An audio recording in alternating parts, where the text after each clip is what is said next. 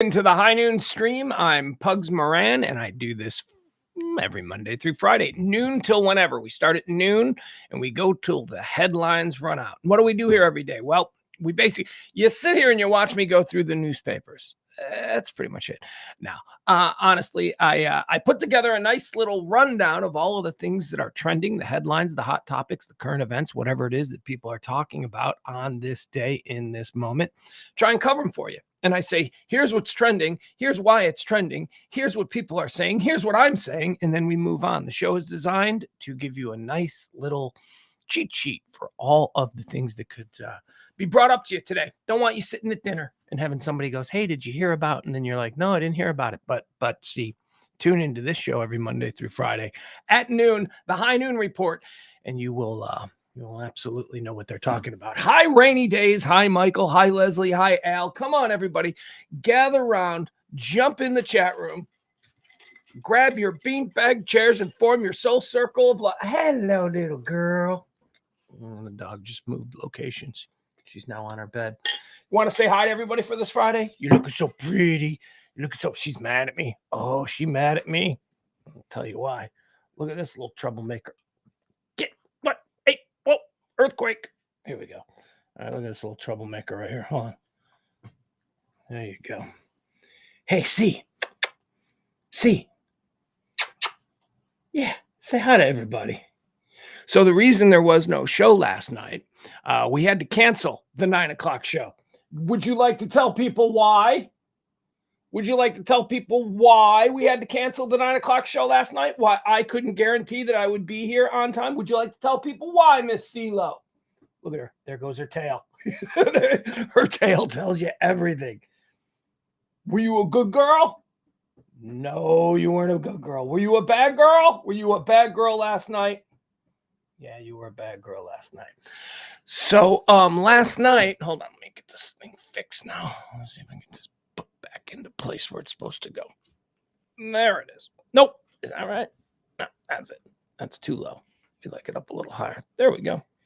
All right. So last night, we usually do a second stream, Monday through Thursday evenings at 9 p.m. That's with me and Parker. And so I am responsible. I am responsible for the 9 o'clock show not being on last night. So around 8:30 last night, I was taking the garbage out. I was assembling the garbage and putting it in the bin and getting ready to roll the bin out to the front of the train, just like one does. And we have a really tricky gate. And if you don't hear it go click, if you don't hear the gate latch in, oh God, the dog's gonna get out. So, I was in a hurry, and I honestly didn't even realize the dog had followed me out into the yard, because I'd start halfway down the driveway, rolling this big old, garbage container, rolling it down the driveway. And all of a sudden, I hear the gate swing open, and I turn around, and I'm like in slow motion. No, as I see this little dog come bounding out the gate with like full energy. She just threw herself at it, popped the gate open because it hadn't latched all the way. She's always going to try. And this time it paid off for her. So I am halfway down the driveway with this big, garbage thing, the garbage can on wheels. So I'm halfway down the driveway. I see her. She comes out. Now she can go right down the driveway towards me, and I can play middle linebacker and try and tackle her before she gets out the driveway. Or she can just go left, and she is gone into the Highland Park night. And she chose left. She went... Oh, and you're not prepared for this because I'm taking the garbage out. So I'm wearing shorts, a t-shirt, and flip-flops, right? I'm not prepared to go running through the neighborhood trying to chase this dog. I don't have any food on me. I mean, how am I going to... So that's why last night's show got canceled. Last night's show got canceled because at 8:30 last night, I was roaming around this neighborhood trying to pin this dog down. And I didn't even finish. We caught her at about 5 after. A neighbor helped get her because she ran to the neighbor's yard, and the neighbor was like, I got her here. So I was able to get her. And that happened about 9:05. And then I was 15 minutes away. And oh yeah, here's the other thing. This is what you don't figure when your dog gets away. I didn't have her leash. I didn't have her leash. I was taking the garbage out. I was outside when she took off. So now we're 3 blocks away. She's like 70 pounds and she's mad. She's got the nerve to be mad at me. This dog had the nerve to be mad at me. And she's like, giving me like all kinds of, I had to carry her. She's like 70 pounds. I had to carry her like 3 blocks. Every couple of steps, I'm putting her down and pinning her against the ground because I'm afraid she's going to run off again. And she does that thing where it's not dangerous. She's not running away. She's not going to run away. She's got it too good. We know she's coming back. But the problem is she's so stupid. She's going to get hit by a car out there doing the stupid stuff. So anyway, she doesn't run away. She does this thing where she'll get half a block away from me. And, I'm walking in my flip-flops, coming down the street, screaming at her, no, bad girl, you stay. Even though she doesn't care about any of that stuff. She's a Catahoula. She's basically a wild animal. She's like, nope, not going to listen. So she'll wait until I get about a half block. And then she'll lay down, right? And she'll lay down like she's being a good girl. And then I'll be like, all right, you stay. And as soon as I get within striking distance, that's when she gets up and she starts doing that. And then she runs another block away. And then she stops and she waits for me.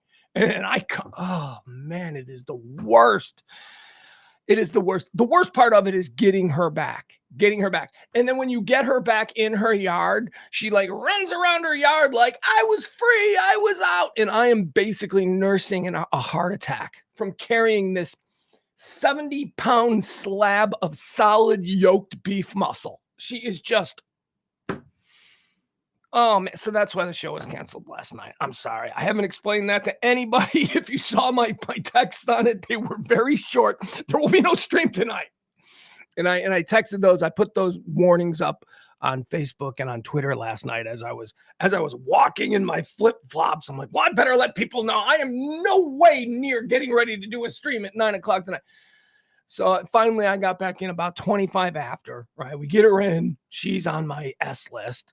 I'm like, oh, I'm so mad. We're friends now again because that's how it works with dogs, right? We get over it. Actually, we were friends last night when she started to snuggle with me while I was laying there watching TV. So I'm like, all right, fine. I just happen to want to snuggle right now. Even though I'm mad at you, this is fine. We're okay now, though. But oh my God, make sure you hear that latch click. Make sure you hear it go click, or else I am telling you. Byron's here. Barney's here. Who else? Kevin's here. Jen's here. Leslie's here. How is the chat room today, folks? Does it seem to be working for you? Because I've done absolutely nothing since yesterday, and my belief is that it's going to work fine. So let me know how it's working, and we'll get started on today's show. Today's show is the High Noon Report for the 9th day of June. It is June. That was weird. That was very real. What just happened? That was like my having a stroke or something. I couldn't get June 9th out. I have no idea. Thank you, Leslie. Okay. See, like I said yesterday about the chat room, man, I don't know. It was on their end. It's, I apologize if it sort of, lessened the experience that we have here. It certainly did for me. But I guess it was on their end because I didn't do anything. What I've learned is that back when things used to go wrong, I used to do things to try and fix them. And ultimately, I would just compound the problem by making it even worse, by making changes that should have never been. I've learned that just leave it alone. Leave it alone. There's people on the other end of this stuff that probably are aware of it and they're fixing it. June 9th, year of our Lord, 2023. That's what today is all about. It is the 160th day of the year. There are 205 of these left until the end of the year, so get those New Year's Eve plans started. Here's how we do this show. We like to go through all of the events and the trends and the current events, the headlines, all of that stuff. Sure. We do that. But also, we like to give you a nice little idea of what this day has represented in previous episodes. We call it Erstwhile on this day, and it's a quick look at all the events that have shaped this day in past years. On this day in 1930, a Chicago Tribune reporter, Jake Lingle, is killed during rush hour at the Illinois Central train station by Leo Vincent Brothers. This allegedly over a $100,000 gambling debt owed to Al Capone. Now, why do we mention this Al Capone gambling debt hit. I mean, certainly he muscled a lot of dudes for their gambling. Why is this one? Why is Jake Lingle important? Because this opened up a whole new can of worms for Capone, and it influenced the way the Cosa Nostra and organized crime in general operated from this point forward. There wasn't really a rule about killing reporters and media back in the Al Capone days. And now why is there a rule? Not because, these are sovereign individuals. No, there's a rule that you don't kill reporters because that only gets 1,000 more reporters on your ass. You just don't poke that beehive. So this was the situation where Al Capone learned a lesson. You don't kill. And this is what ended, this is what started this string of newspaper reports, which eventually led to the federal government getting a fire lit under their ass, which led to the Untouchables and Elliot Ness, which led to the eventual imprisonment of Al Capone on tax evasion charges. They were just kind of letting him operate as a criminal until he killed a member of the media. And then the media itself went, unacceptable. Let's put all this pressure on politicians now. Let's put all this pressure on police now. Let's put all this pressure on the federal government now. Learned a lesson. You can't kill the media. You want to. Oh, you want to, but you can't. You got to just let it go. In 1954, on this day, Joseph N. Welch, special counsel for the United States Army during the McCarthy hearings, he gave McCarthy a tongue lashing. He did this. Okay, so I don't know what you know about Senator McCarthy. Hopefully you know what you need to know about Senator McCarthy. He's an absolute piece of garbage. He was crazy. He was suffering through a brain hemorrhage. We didn't know about that until this was all over, so he wasn't thinking correctly. And he basically was a passed over, often marginalized, nothing senator out of Wisconsin who maybe because he knew he had terminal brain cancer decided to leave his mark on the world, but he went full on communist hunting. He knew that the American public had been ginned up properly about the dangers of communism and, the start of the Cold War and all that stuff. So he took that to his advantage by essentially just blaming everybody that he thought he could get a little bit of ink out of, blaming them and causing them or accusing them of being communist. The McCarthy communist hearing is very famous. Went after everybody. He went after lifetime members of the military. He went after, the bureaucracy of Washington. Then he turned his eyes on Hollywood, writers, everything. It was just, and it got to be so absurd and it just got to be too much. And finally, people just kind of started standing up to him. But the first to actually do that was on this day where this guy, while being cross-examined by Joe McCarthy himself, Senator McCarthy, his name was Jack Welch. He said this. Oh, damn, I didn't share it. I'm so sorry. He said this, very cool moment where an old dude got pissed and was like, you know what? You're an a-hole. You are such an a-hole. On this day, this happened. Let us not assassinate this lad further, Senator. You've done enough. Have you no sense of decency, sir? At long last, have you left no sense of decency? Have you no sense of decency, sir? At long last, have you no sense of decency? That was on this day in 1954, Joe Welch. Special counsel for the United States Army lashes out at Senator Joe McCarthy during the Army McCarthy hearings, giving McCarthy the famous rebuke, "You've done enough. Have you no sense of decency, sir? At long last, have you no sense of decency?" On this day in 1967, the Six-Day War began. Israel captures the Golan Heights from Syria. Look, it's convenient and reductive to say they've been fighting for years.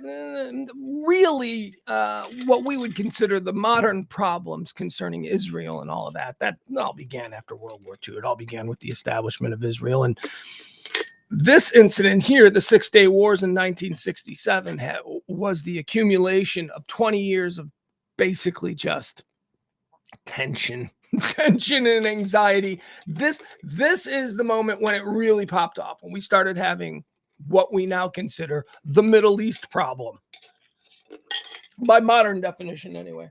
And sure, it started earlier, but like this is the beginning when we're talking about the intifadas and stuff like that. This is the beginning of all of that. 1967, the Six-Day War. Golan Heights. It's when the Golan Heights fell.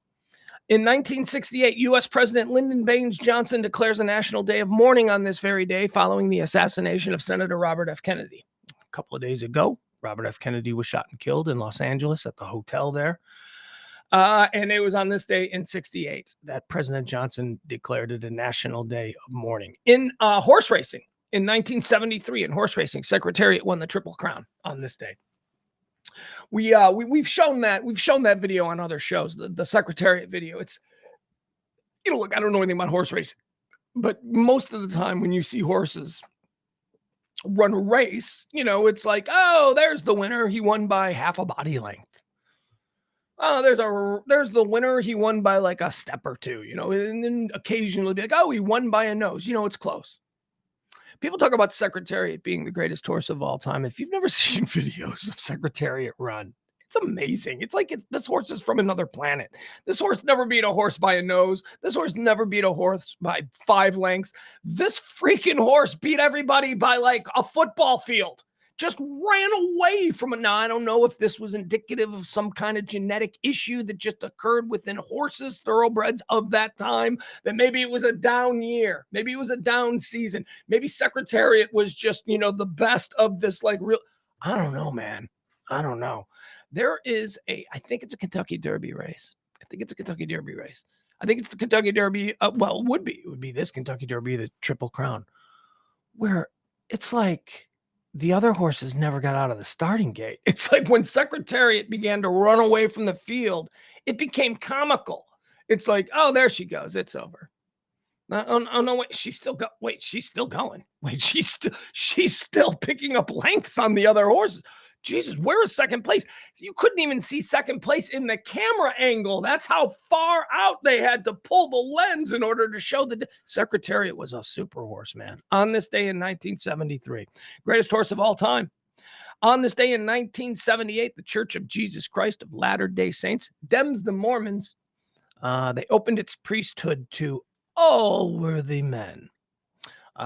Basically what this is a big deal is because by all worthy men, they mean black dudes. Come on, black dudes. Okay, fine. Yes, we have been we're Mormons. We have been allowing black dudes and black ladies to come to our church and they can pay us their money and all that stuff, but they ain't good enough to be priests, especially the black men. And it was on this day. It was on this day in 1978 that they finally went, black dudes can be priests. That's fine. Is anything else? There's nothing else. That's it. Okay, so that concludes erstwhile on this day. Now, we move into our second segment on this show, which we call Buana Buana Buana. Today is your birthday. Donna, Donna, Donna. I have no music rights. Okay, let's celebrate some of the birthdays of people who were born onto this plane of existence on this very day of June the 9th. How about in 1672, the world welcomed, ladies and gentlemen, my favorite czar, Peter the Great. Peter the Great was hysterical. Peter the Great, 1672. Peter the Great, Russian emperor. Peter the Great, when I say Peter the Great was hysterical, I mean it. He was hysterical. He was crazy. But also good. They liked him. He was like good for the people of Russia liked Peter the Great. He wasn't like one of these awful ones. He was good. Relative peace. He ushered in an era of like education and sophistication and culture, and he was big into all of this stuff. Peter the Great. One of the most interesting things about Peter the Great is that he was big in general. He was like 7 foot tall in our times. Like he was just this massive giant of a man walking around. And when he was little, he did crazy things based on his size. For instance, one of the things that was done for him, because he always loved to be entertained, they filled up some coliseum with water and then made tiny little naval boats and made midgets have like naval battles for him. He just sat there. More. This is great. He also used to have his people go around and find midgets and find people with tiny little, dwarfs, whatever they called them back then. I don't know what the preferred term was in 17th century Russia, but he would have his people scour the countryside for little people, and he would round up all the little people. Because remember, he was like 7 feet tall. And what he used to like to do is he liked to see how many little people could attack him at one time. So he would go in the yard. And remember, he's 7 feet tall. He's Peter the Great. He'd go in the yard and he'd be like, yeah. And then like 50 little guys would like come at him and he'd be throwing them around. Peter the Great was hysterical. He was hysterical. Peter the Great was fascinated by the emerging science of dentistry. And he declared himself a dentist. He wasn't a dentist, but he told people he was a dentist because he was fascinated by teeth. So what he would do is he would just pull people's teeth. Like, God forbid you ever said, oh, I've got a toothache, Peter. And he'd be like, I'm a dentist. He would hold people down and pull their teeth. When he was on a tour of England, the English Navy showed him the art of keel hauling. You know what keel hauling is? Where you stand at the bow, you take a prisoner and you make them stand on the bow of the boat. Right? So they're standing right here. One leg has a rope that goes off this side of the boat. The other leg has a rope that goes off this side. And then they push you and you fall over and then they drag you under the boat. That's keel hauling. Peter the Great wanted to be keel hauled. He thought he could take it. He didn't think it seemed that bad. So Peter the Great demanded during this Navy tour that the British Navy or the English Navy keel haul him, which of course they wouldn't because he was a visiting czar from Russia. They're like, we're not going to go to war. What is this? No. So Peter was kind of convinced that, that would not be good, that anything could go wrong. And so Peter offered up his daughter's husband to be keel hauled. He said, well, you know what? How about my son-in-law? And the son-in-law died. So that was the fun of Peter the Great, born on this day in 1672. My favorite Russian czar. He was a whack job. He was fascinating. Born on this day in 1915. How about Les Paul, American guitar designer? He's a guitarist. He's a songwriter. Is he a songwriter? Like, does he have any hits? He's just Les Paul. We know about Les Paul, right?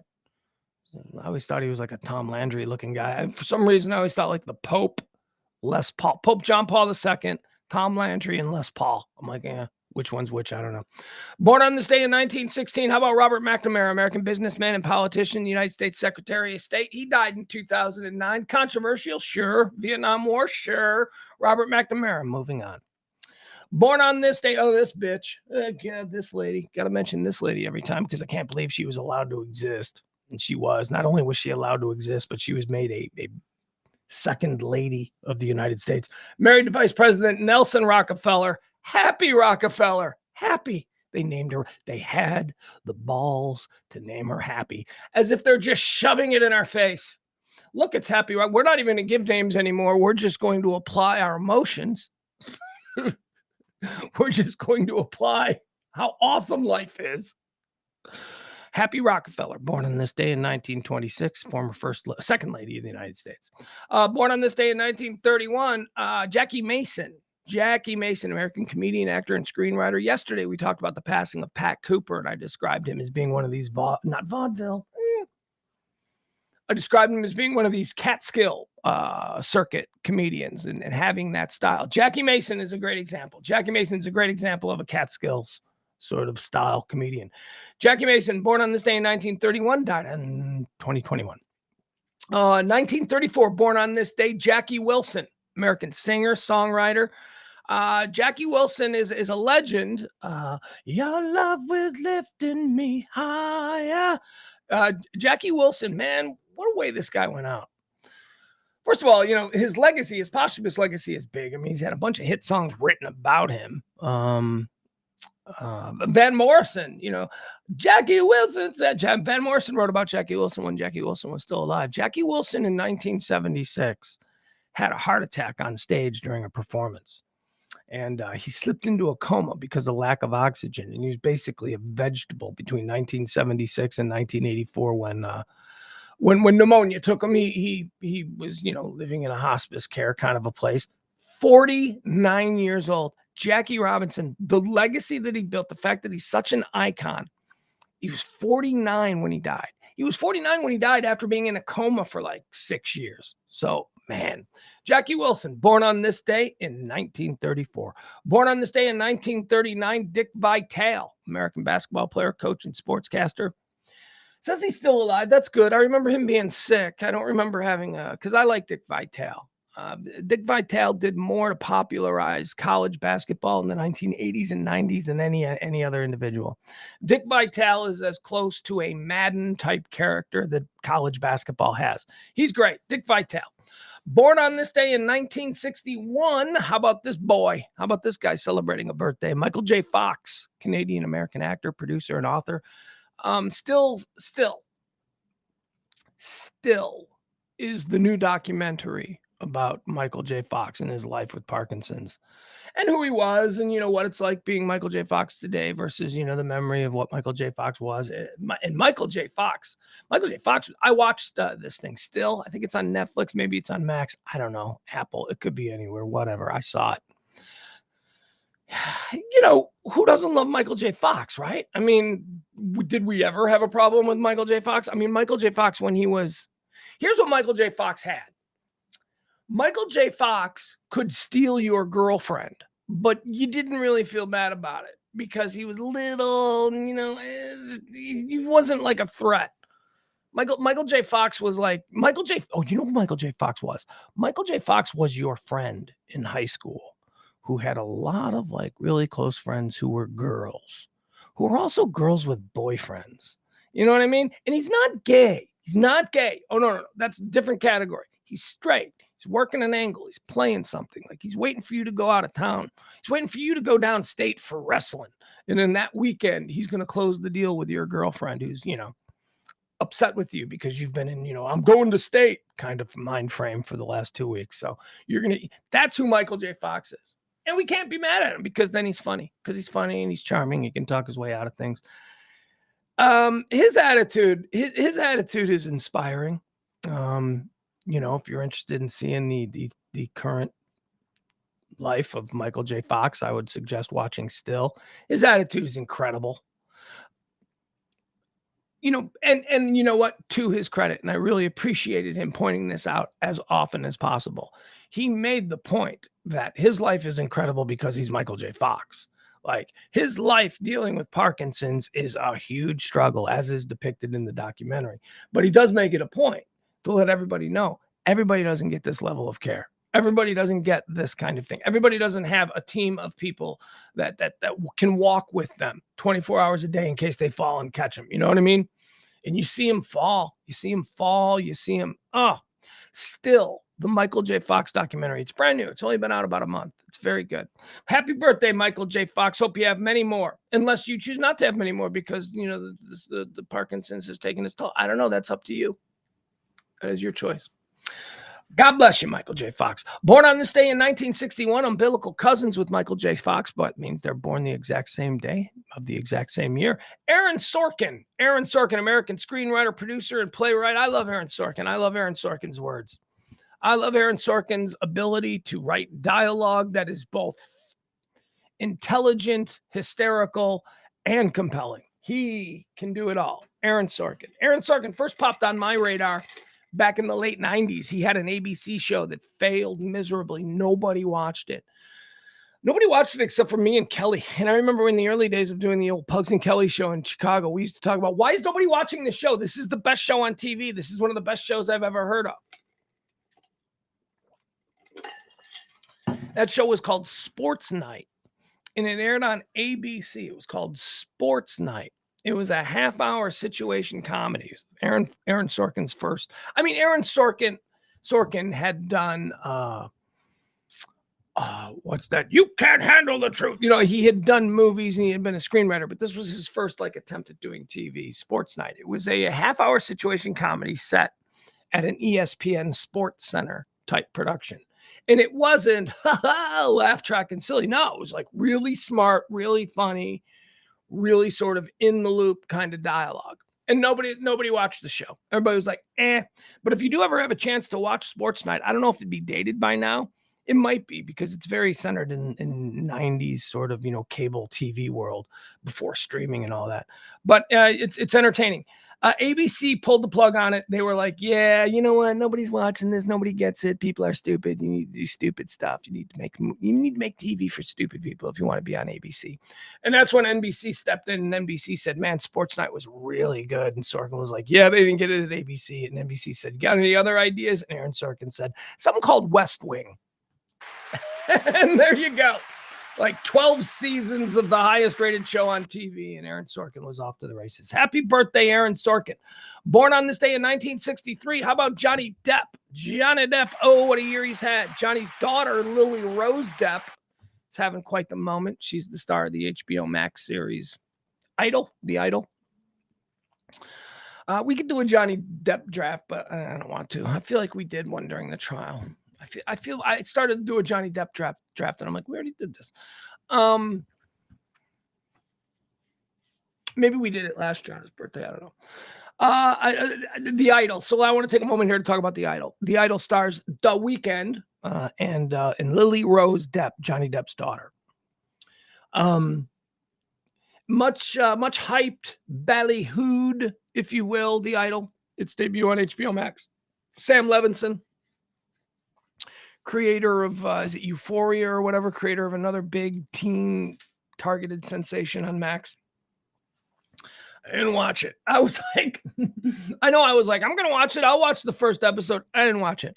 I didn't watch it because I read a whole bunch of threads on it as it was going on. And just some of the things that people were describing. I'm like, oh yeah, that's what I thought. That seems stupid. But apparently it's super dirty. So if that's your motivator, right? If you'll just watch something for an hour because you'll get to see Lily Rose Depp masturbate, yeah, well then have at it, right? I'd rather watch an old Friday Night Lights episode. That's just me. She's gorgeous though. She's hot. Of course she is. She's like the daughter of Johnny Depp and a fashion model. What do you think she's going to be? Born on this day in 1963. Happy birthday, Johnny Depp. Your daughter's having quite the moment. Born on this day in 1981. Happy birthday to the lovely Natalie Portman. Natalie Portman. I don't know what's happened to Natalie Portman with me. I used to think, like, okay, so The Professional, right? You've seen that where that was like her first role where she stood out, where we all went, oh my God, who is this 8-year-old kid? And she was being trained to be an assassin. Remember that movie? That was the first time we saw her. Then when she was like 16 or so, she did a movie for Ted Demme called Beautiful Girls, which is one of my all-time favorite movies. And that's where she first popped for me. This was probably the late 90s. She was so good in the role of Teddy, the next door neighbor. She didn't have a big role in Beautiful Girls, but she played the next door neighbor to Timothy Hutton's character. Timothy Hutton had returned home to this small, wintry Pennsylvania town after going to New York and striking out as a musician. He wanted to go the whole life there in this small town. He was like, I'm going to New York. I'm going to be a big musician. Well, he goes to New York and he fails and he comes back home and everything's changed, especially his next door neighbors. Next door neighbors are no longer there. A new family lives there. And Natalie Portman plays Teddy, the teenage daughter who basically challenges Timothy Hutton at every turn. Great movie. I saw her in that movie and I'm like, man, that girl's like 16 years old. And she just turned in the best performance of any side character I've seen in a long time. She acted as his sort of conscience, as his youth, as the conscience of his youth. That was sort of her role, as challenging him with, why'd you quit? Why'd you give up? That whole thing. She doesn't even know him. It's like this ballsy little girl was talking to him like that. She just met him. Great movie, Beautiful Girls. But then something happened with Natalie Portman. It's like, I don't know, everything that she has done since then doesn't have that spark that she had in Beautiful Girls. She had a spark. She had like an X factor. She's just very bland now to me. It's like the best thing that she's done since Beautiful Girls was that Lazy Sunday parody video, Chronicles of what? Chronicles of Narnia. Isn't that it? Isn't that the video? That was great. What has she done? Does she smile anymore? Like every time I see Natalie Portman, it's like, she's very serious. I watched her in that Jackie movie where she played Jackie Kennedy. Oh my God, that movie was awful. I literally fell asleep twice during it. I mean, I watched it at home, but I don't fall asleep during movies. I don't. That movie was terrible. So boring. But happy birthday, Natalie Portman. You have something. You got to get back to it. All right, let's talk about people who have died. This is a segment we call These Are the People Who've Died. These are the people who've died, people who have passed away on this day. Do we care? Two absolutes that we subscribe to on this show, and that is that people, all of us, all people will die.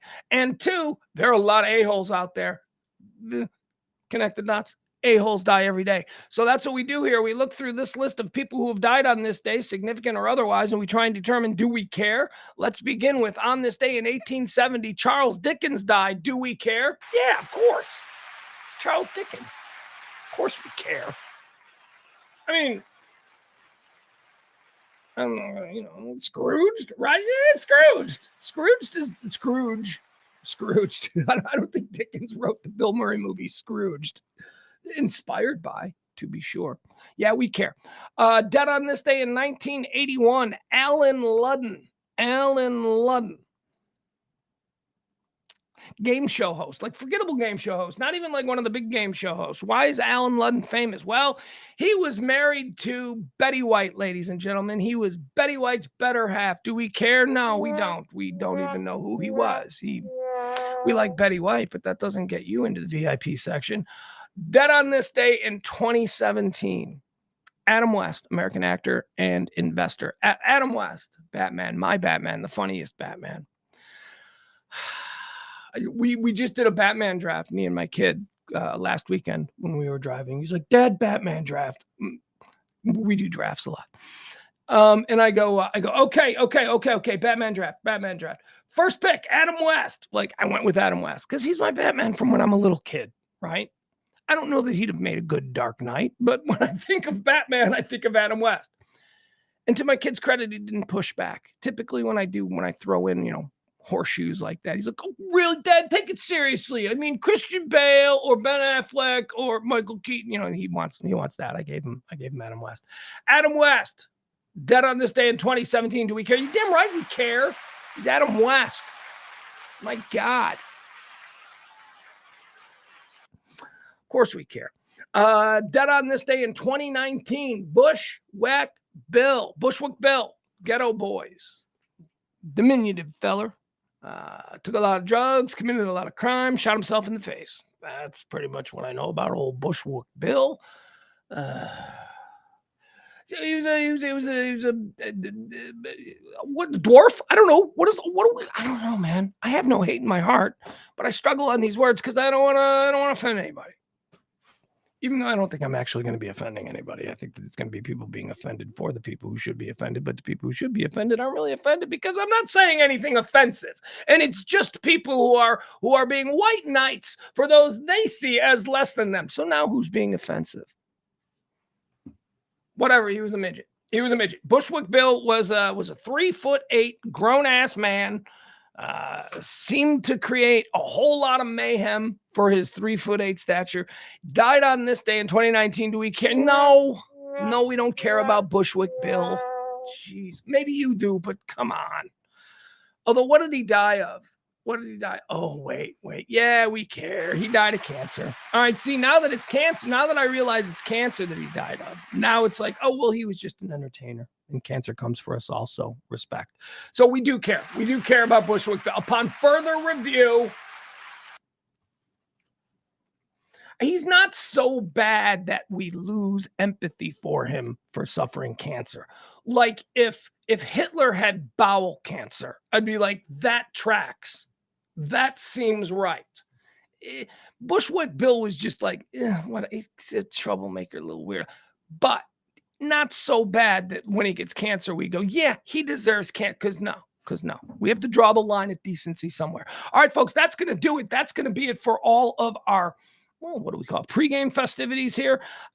Tip the show if you can. That's how this show runs. This show runs on your gratuities. Please drop a little something in the Venmo. Please drop a little something in the Cash App if you can. It's a rough go. But whatever. Hey, you people are great. We appreciate the help out, and anything you can do will certainly go a long way to keeping these shows in production. Cash App, Venmo, right there. Leave it at the bottom of the screen. Okay, here we go. Now we're going to get into all the things that are trending, all the things that I'm talking about. We don't do divisive politics, so, you're You're not going to get a whole lot of hot takes on the number one thing that's trending, but we are going to report it, and that is that the former president of the United States, Donald Trump, has been indicted on seven federal counts. I don't know. Look, so let's just go. Let's be reductive here and let's talk about what's happening. Let's not confuse this with the Bragg investigation. The Bragg investigation is a state investigation brought by New York. Okay. That's 30 counts of, stuff relating to Stormy Daniels and all of that stuff. That is a completely different thing. That's ongoing. We'll see how that plays out. This is different. This is federal. This is big. This is not state. Whereas there is probably a sufficient argument to be made that the New York prosecution has elements of political targeting. That is possible. I'm not taking a side. I'm just saying it's certainly more likely at the state of New York level than it is with the Department of Justice. The Department of Justice just gets you. They just get you. They don't bring these charges. Here's what I find interesting about this. Because I've been tracking this, because since about Saturday afternoon, we started seeing the headlines that an indictment was imminent. We didn't know if the indictment was going to come out of Florida. We didn't know if it was going to come out of D.C. They decided that the indictment would come out of Florida, which on its surface is the preferred venue for Trump's former legal team. The federal government bringing these charges in Florida has been widely interpreted by legal experts as just another example of Jack Smith being so confident in this. He's like, yeah, we'll try this anywhere. We've got the evidence. So what is the evidence that... Now, look, if you're in the bubble and you only watch Fox News and you only watch Newsmax and all that, you probably won't hear all this stuff because they won't bring this stuff up. But if you watch the other... BBC, I watched the BBC Morning News last night, and they were all over it on their morning thing. They had some really interesting, seriously bipartisan conversations about this. So here's the order of events, as I said, as it started breaking on Saturday. So everybody was like, okay, here we go, indictment watch. Trump's legal team met with federal prosecutors in Washington on Monday. Okay, so that was big. That was big because it had been rumored that an indictment's coming, and if an indictment was coming, the defense attorneys for representing President Trump would certainly have to be made aware of that. So maybe that's what this meeting was. But at the same time as this meeting was occurring, Mark Meadows, the former chief of staff, the one guy who knows with absolute certainty where the bodies are buried, Mark Meadows is hauled into the Department of Justice and for 2 days is basically just put through the washer. And it's the next day that they brought these charges to a grand jury and got the indictment that was then issued yesterday. So it doesn't take a genius to say that, and what we learned about the Trump meeting was, remember, the assumption was, well, this is probably the meeting. They've probably been called by the Department of Justice to come there and be informed as to what charges are coming. That turned out not to be the case. It was a meeting that was actually called by the Trump attorneys who were concerned. They were looking for information about the indictment. Apparently, Jack Smith showed up for the meeting. He was there very briefly. He said absolutely nothing and stayed stone-faced and then left. Because remember, he also had the Mark Meadows situation going on. So that's what I think this is about. I think Mark Meadows flipped. I think that early this week, they brought Mark Meadows in, the former chief of staff to Donald Trump, who was there during the transition of the documents and all that kind of stuff. I think they had Mark Meadows dead to rights. And if you know anything about Mark Meadows, you could probably guess that if given an opportunity to flip, Mark Meadows seems like the kind of guy that would flip. Mark Meadows is a country club cat. He is not going to prison. He is certainly not going to federal prison on some vaguely tangential espionage charges. And I say vaguely because we don't know what the charges are. We don't know any of this stuff. He doesn't. That's not a good thing. So I think they probably worked their case, as these prosecutors do. They worked a case up on Mark Meadows and they brought it to him and they said, "You're going to jail, dude." And Meadows goes, "All right, let's talk." And then the very next day, They went to a grand jury with whatever it is they got from Meadows, and they returned the indictments. And then they placed it in Florida. So the bottom line on all of this is that it appears that the federal government, it appears that the Department of Justice has a case that they are very, very secure with. So whatever that means, we'll see. Now, on the other side of that, Trump's entire legal team is gone. They're gone as of this morning. They released a statement, very nice statement. We wish him all the luck. We think he's an innocent man, blah, blah, blah. Now, this is the Trolley and Justice, the guy, his lawyer, this Justice dude. Oh, I love the name. Wait, is it Justice? Is that his name? Or is that also the West Virginia guy? I don't know, whatever. Whoever his lawyer was, his primary lawyer was on all the TVs last night. He was giving all the interviews. And then this morning he's gone. That shows that they aren't happy. That shows that. And the other story that was leaked, it was Maggie Haberman, how the hell does Maggie Haberman still have, what is going on with Maggie Haberman and Donald Trump? Maggie Haberman has more access to Trump personally, like calls him on the phone, gets quotes from. Maggie Haberman has access to Donald Trump that nobody else has. And everything that she reports is damning on Donald Trump. How is it that he keeps taking her calls? So anyway, Maggie Haberman, she reported that Trump was irate at his legal team last night because for months now, as this case has been matriculating through the justice system, his lawyers had been telling him that there is no chance of an indictment. So the indictment, when it came yesterday, he was pretty shocked because he's been surrounded by yes people. People were like, yes, boss, they got nothing. You're right. It is a conspiracy, it's a total hoax. It's that, he's got people telling him that. So this morning, all those lawyers are gone, and now they're looking for new lawyers. So Tuesday, the arraignment will come. There'll be another one of these, helicopter shots where we follow Trump's motorcade to be arraigned in federal court there in Miami. That's happening on Tuesday. We still don't have the actual verbiage of the indictments, so we don't know. We just know 7 counts, and there's a whole bunch of people who are speculating on what is supposed to be like leaked tidbits, but we don't actually have the story. So there you have it. Trump indictment, 7 counts. Now, in federal court this time. Oh, and also Georgia is getting ready. So you're going to have the 30 indictments in New York. You're going to have the 7 federal indictments in Florida. And now we're going to have whatever comes out of Georgia. And now Georgia is interesting too, because you got New York. You can dismiss New York. If you want to live in that bubble, you can be like, New York, it's targeted, it's political. Hell, I suppose you could even do that with the Department of Justice, although the Department of Justice is not political, has never been political. The only political thing in the Department of Justice is the guy who sits at the top chair.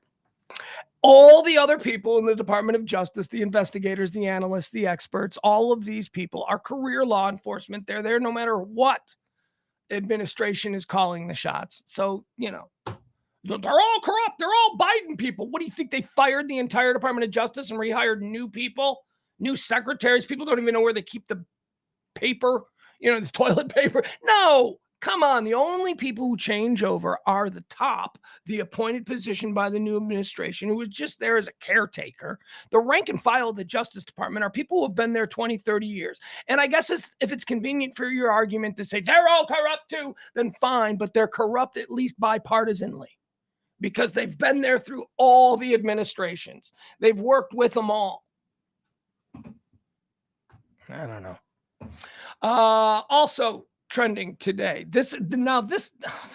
Oh, by the way, the big story earlier in the week was the merger between PGA and Live Golf, and everybody was. I read something last night that was a pretty sober look at the deal that the PGA and Live Golf made.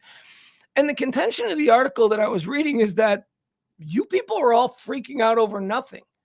This deal will never go through. They will never approve this. The government, there are things in this weird deal that have been acquired by the Saudi investment firm that there's just no way. There's just no way. So yes, it was agreed in principle by the two parties, but now they have to, if you saw Succession, right? If you saw, Succession, one of the big storylines of the final couple episodes of Succession was, will this administration okay this big merger between these two? So this live golf thing might not even happen. It's probably set to be, first of all, it's going to be tied up by Congress because people all over the place, they don't know what to think of this. My point from the very beginning is Saudi Arabia is not our friend. Stop pretending Saudi Arabia is our friend. They are not our friend. 15 of the 19 hijackers. Oh, I can go on and on again. 100% funded Al-Qaeda. All of Osama bin Laden's money came from Saudi Arabia. He was basically Saudi Arabian royalty. Stop it with Saudi Arabia as our friend. So comes this story.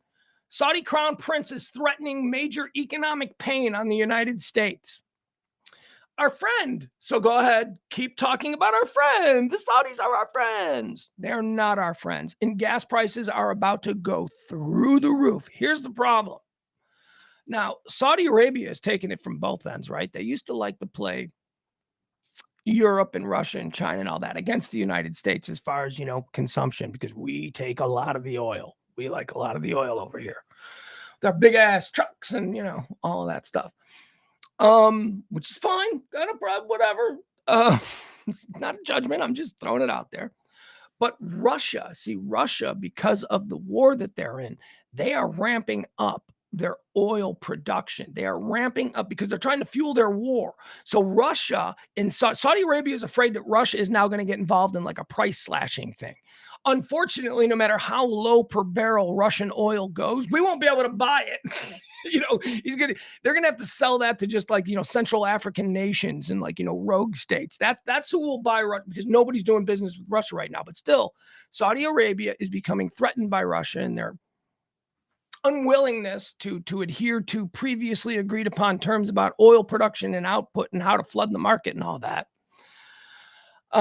So basically what's happening is the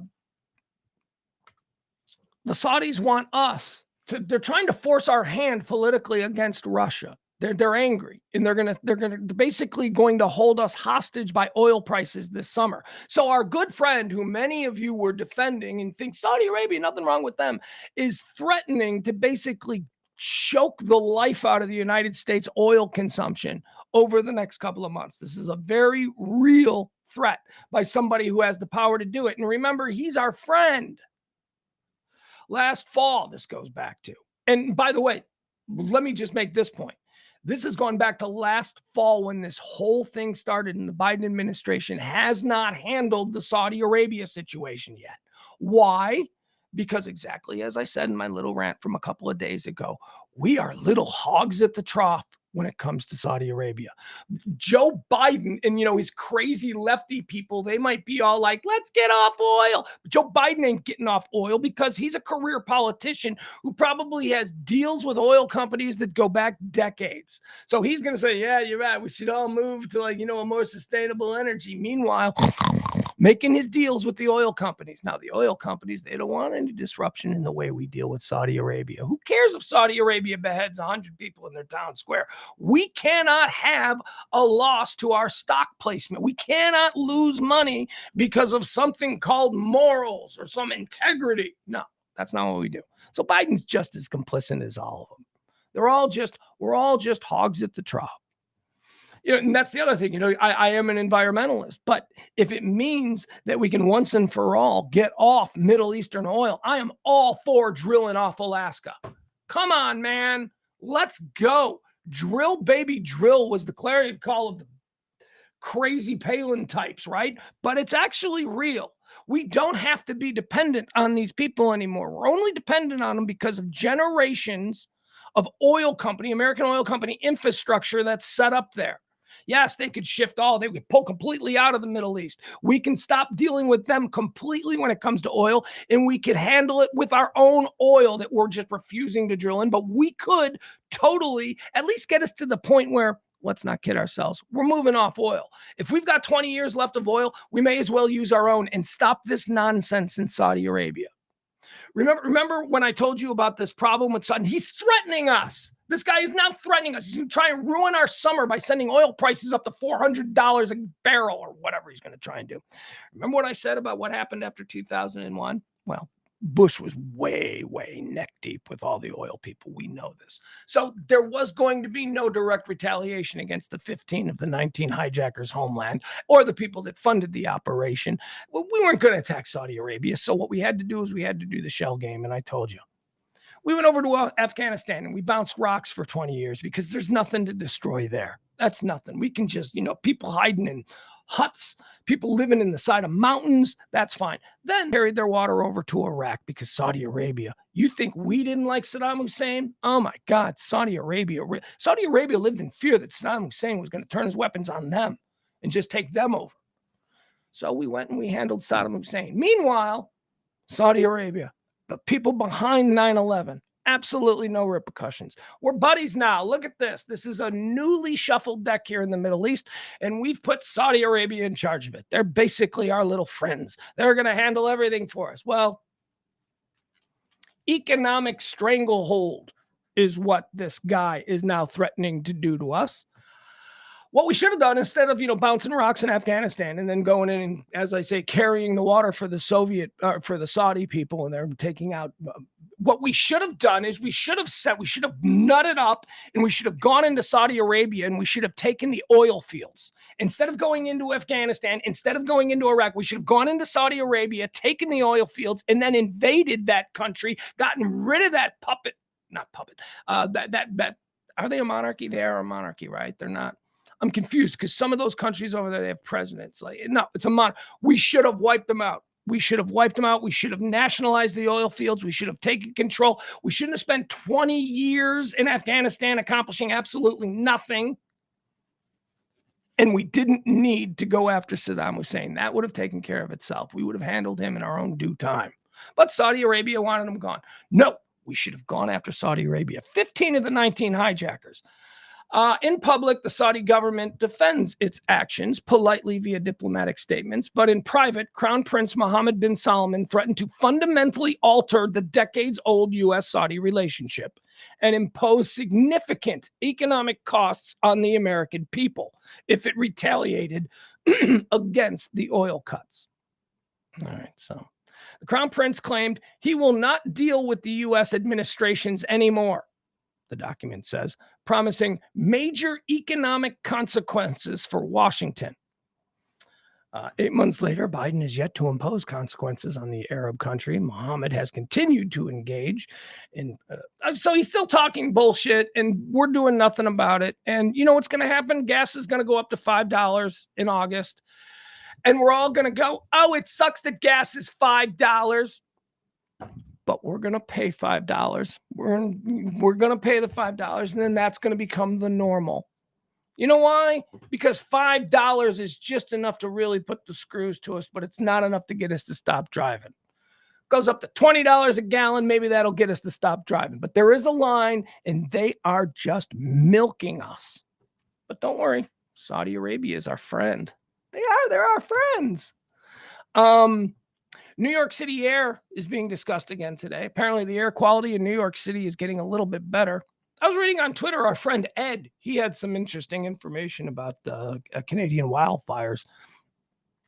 Apparently, in Canada, they don't fight them. Like here, how we have those smoke jumpers and, we send them in and they try to control the out of control brush fires. Well, that's because, a lot of our brush fires occur near, urban areas, not urban, but, where people live, residential areas. So you got to fight them. You got to push them back. Apparently they don't do that in Canada. They just let them burn out like a cigarette left in an ashtray. And consequently, what we have here is about 3 days of really bad air quality in New York City. Now, apparently it was better yesterday. Because, as I said, I've been following this story because it affects me personally because my White Sox are in New York playing the Yankees. And they've had a game canceled. They had a game canceled because of the smoke. Air quality is beginning to improve in New York City, but it remains poor. Overall, excuse me. Let's see here. Air quality begins to improve, but smoke from Canadian wildfires lingers over the Northeast. A thick, smoky haze lingered over much of Northeast of the United States Thursday as officials urged people to remain indoors if possible. Air quality alerts have been issued for millions of residents. All right. New York. They had one day where it was really bad and the pictures went viral. And then the next day it wasn't as bad. And I don't know what it is today. They played baseball yesterday, so it must have improved to some degree. What is this? Meta has announced, Meta, that's Zuckerberg, right? That's Zuckerberg and Facebook. Meta has announced a new project. Project 92 is what they're calling it. It is a competitor to Twitter. Let's see here. Let's read what Meta plans to do. See, now crazy me, I thought Meta already had Facebook. I thought that was a competitor to Twitter, but apparently not. We're going to do it a little bit differently. It looks like Zuck also criticized the new headset. Facebook parent company Meta unveiled to employees a standalone app that it plans to launch through Instagram to compete with Twitter. All right, how exciting. All right, I don't really care. Whatever. I'm not joining any new things, although that I should have the opposite attitude, because every time I'm on Twitter, I think I should have joined Twitter earlier.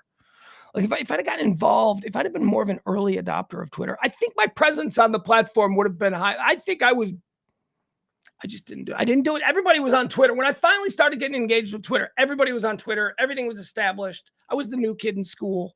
Nobody was talking to me in the lunchroom. It was just, ugh. So I do often think, man, if I could know what the next big thing is, I'll establish myself early on. And then here I am confronted with an opportunity to do just that. And what do I say? I ain't taking any new old head. Got to fight the old head. Vandersloot is in the news. We've been talking about Vandersloot for a couple of days because after years and years of not saying the name, Johan Vandersloot is back in the news. He's in America. That's right. Johan Vandersloot, if you remember him, he is the Arubian little silver spoon rich kid. Remember his dad was like attorney for the country or something like that. So Johan Vandersloot was the last person to be with Natalie Holloway, the Alabama teenager, like 20 years ago or something, man. It was a long time ago. She just went missing. She went down there. She went to a Carlos and Charlie's or a Senior Frogs. I don't even know. One of those, it was one of those two places. She went to one of those two places. She's dancing. She's drinking a giant rainbow colored drink out of a fishbowl. Woo, big, long, comical straw. And she's having fun. And then Johan Vandersloot shows up, man. And I'm telling you, it is the Johan Vandersloots of the world that I am so pleased I don't have a daughter. I don't want a daughter. I would be a nervous wreck. I just know that there are too many. How do dads do it, man? Well, I do kind of understand how, dads are crazy, I do get it. There's a real reason to be that way. I used to think, oh, you're just being over dramatic. I mean, look at that dad. He's just acting like that because that's what he's programmed to think he's supposed to. No, I don't think so. As I know more of my friends with daughters who have, either, grown into beautiful young women or are in this stage right now, I completely understand it. Natalie Holloway was beautiful. She was like 17 years old. She was just out there on a little fun trip. I think she had just graduated high school, right? It was like a yay, high school is over kind of trip. She goes into a Carlos and Charlie. She's having fun. She's dancing with her friends. And then here comes the shark, Johan Vandersloot.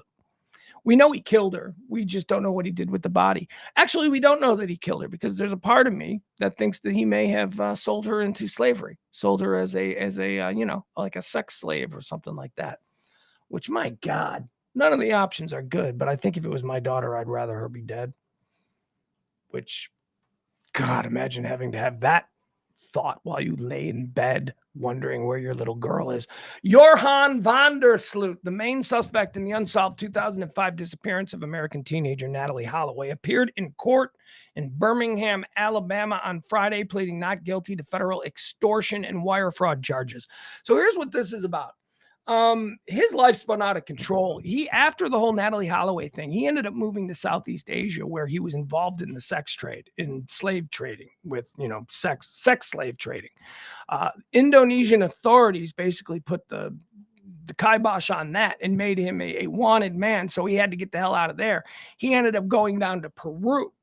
So now Johann van der Sloot is, he's persona non grata in Aruba because of the whole Natalie Holloway thing. Everybody knows he killed her. There's just not enough evidence to prove it.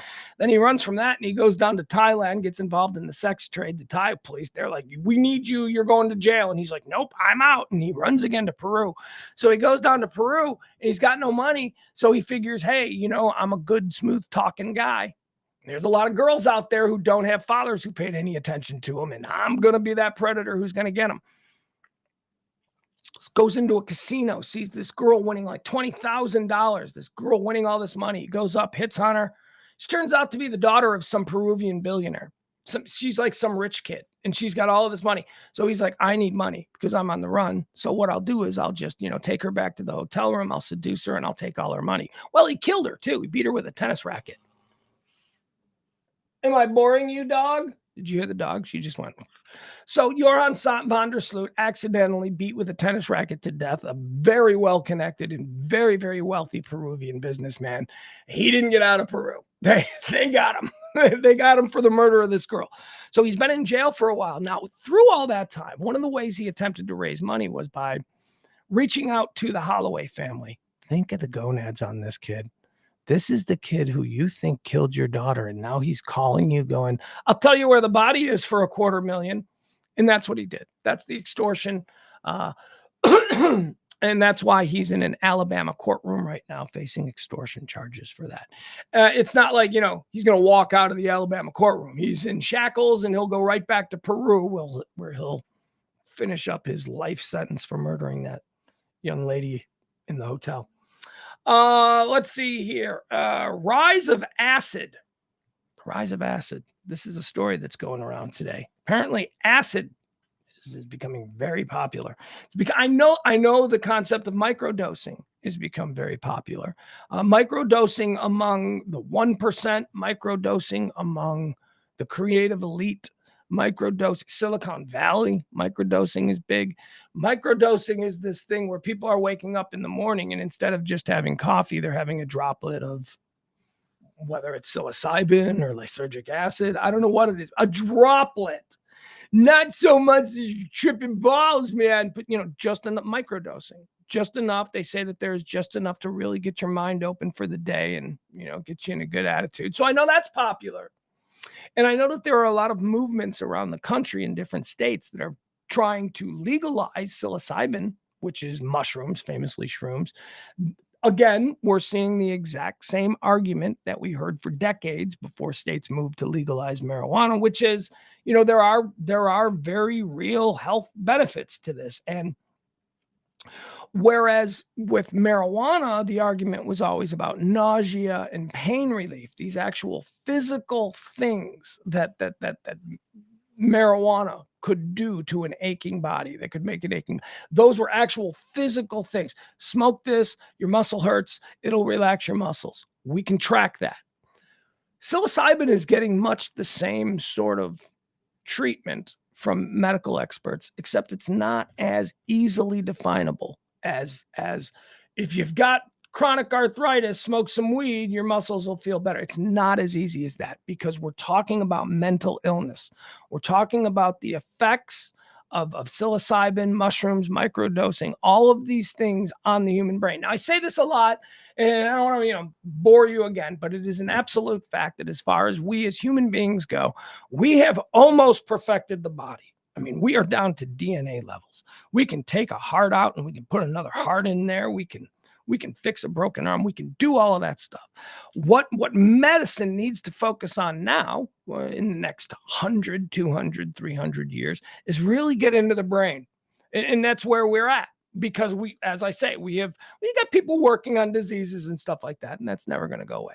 But, as far as we've run out of things to do with the body, we know what the hardware of the body is, and we can put it back together and we can fix it. So now it's time to get into the brain. And what they're finding is that these things, these formerly marginalized herbs and stuff, these natural things, psilocybin, that they really may open a window to getting into what's going on with people's brains. I don't know if that's true or not. I know that I have done acid once, hated it. That's why you do it once. It wasn't a bad trip or anything. I was just like, I don't like this feeling at all. I don't like this. I have done mushrooms a number of times. Mushrooms I can see. That's a totally different thing. Mushrooms are good. I say I do. I believe the mushrooms are good if they are done in a controlled environment, right? Don't. Hey, we're at a bar, eat a bunch of Don't do that. Don't do that. You want to do mushrooms. You make a nice tea. You sit on your couch. Maybe you put on some headphones and you listen to some music. That's how you do it. You don't go get in your car. I'm going to eat a bunch of mushrooms. What are you, stupid? Ugh. So here's an interesting story about psychedelic usage among youngsters. And why is this important? Because someone who is engaging in psychedelics at 15, 16 years old is probably also going to be engaging them in 20s and in their 30s. So this is an acceptance of this that hasn't been seen before. And there's always been a couple of dudes who did acid, man. But now it's like, no, it's more of like an accepted thing that it's okay. Yeah, that's scary too. Going back to the daughter thing. Again, I'm glad I have a boy, More and more Americans are trying to tap into a different frame of mind. According to researchers from the University of Michigan and Columbia University, scientists report that the use of non-LSD hallucinogens, that means lysergic, not non-chemical, so organics, so psilocybins and like mushroom stuff that grows, non-LSD hallucinogens in the United States nearly doubled between 2018 and 2021 among young adults. In 2018, the prevalence of young adults who used hallucinogens other than LSD over the prior year was 3.4%. By 2021, that number had jumped to 6.6%. While non-LSD hallucinogen use remains substantially less prevalent than use of substances such as alcohol and cannabis, a doubling of prevalence in just 3 years is a dramatic increase and raises possible public health concerns. The increase in non-LSD hallucinogen use occurred while LSD use remained stable. So what are we talking about here? The project's findings come from the monitoring. Oh, Jesus, I hate these. This is a medical journal. I'm sorry. Hey, it's news. I try to give you the best news. During the monitoring, the future panel study, annual samples of 12th graders are tracked into adulthood. Okay, so these are 12th graders. And they're showing all kinds of pictures of mushrooms. Mushrooms taste gross. Study authors assessed the use of hallucinogens. Study authors assessed the use of hallucinogens by sex, discovering that the use of hallucinogens was greater among men. They also noted that white young adults tended to use hallucinogens at a higher rate than black young adults. Hallucinogen use was also higher among those whose parents had a college education. All right, that's fancy research way of saying rich kids. These are rich suburban white kids who are the ones who are taking all of the mushrooms. They're trying to parse it in a way, but let's be honest. That's what they're saying. Wealthy, suburban, white kids are doing shrooms more than ever. There you go. We can move on. That's basically the story. I had to go through all that nonsense, but there's a bear on the loose in DC. This is I don't understand this. This is something that. So in Washington, D.C., which is a big urban city, there was a bear that ran through a neighborhood and climbed up a tree. A bear. In Washington, D.C., a bear, a large black bear. Here we go. Large black bear on the loose in Northeast D.C. has been captured after climbing tree. It was tranquilized. It's a large bear, a large black bear that briefly ran loose through backyards in Northeast D.C. after being perched in a tree for a few hours Friday morning, has been safely captured. The bear was tranquilized in the backyard in Franklin Street near 13th in the Brentwood, Brooklyn neighborhood shortly after 10:15 a.m. Okay, is that a picture of the bear just walking around? Oh, we've got to see that. Okay, let's see what's going on here. I didn't know there were pictures. This is a game changer. I'll look at a bear. I got some hot takes on this, but let me see the bear first. All right, here we go. I mean, how large are we talking?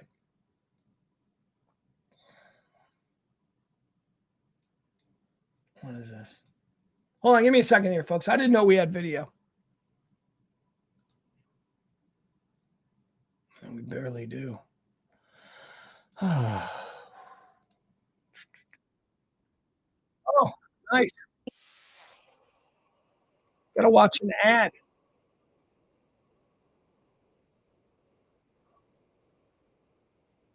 All right, hold on. There's an ad. Oh, get out of here. You got to be kidding me.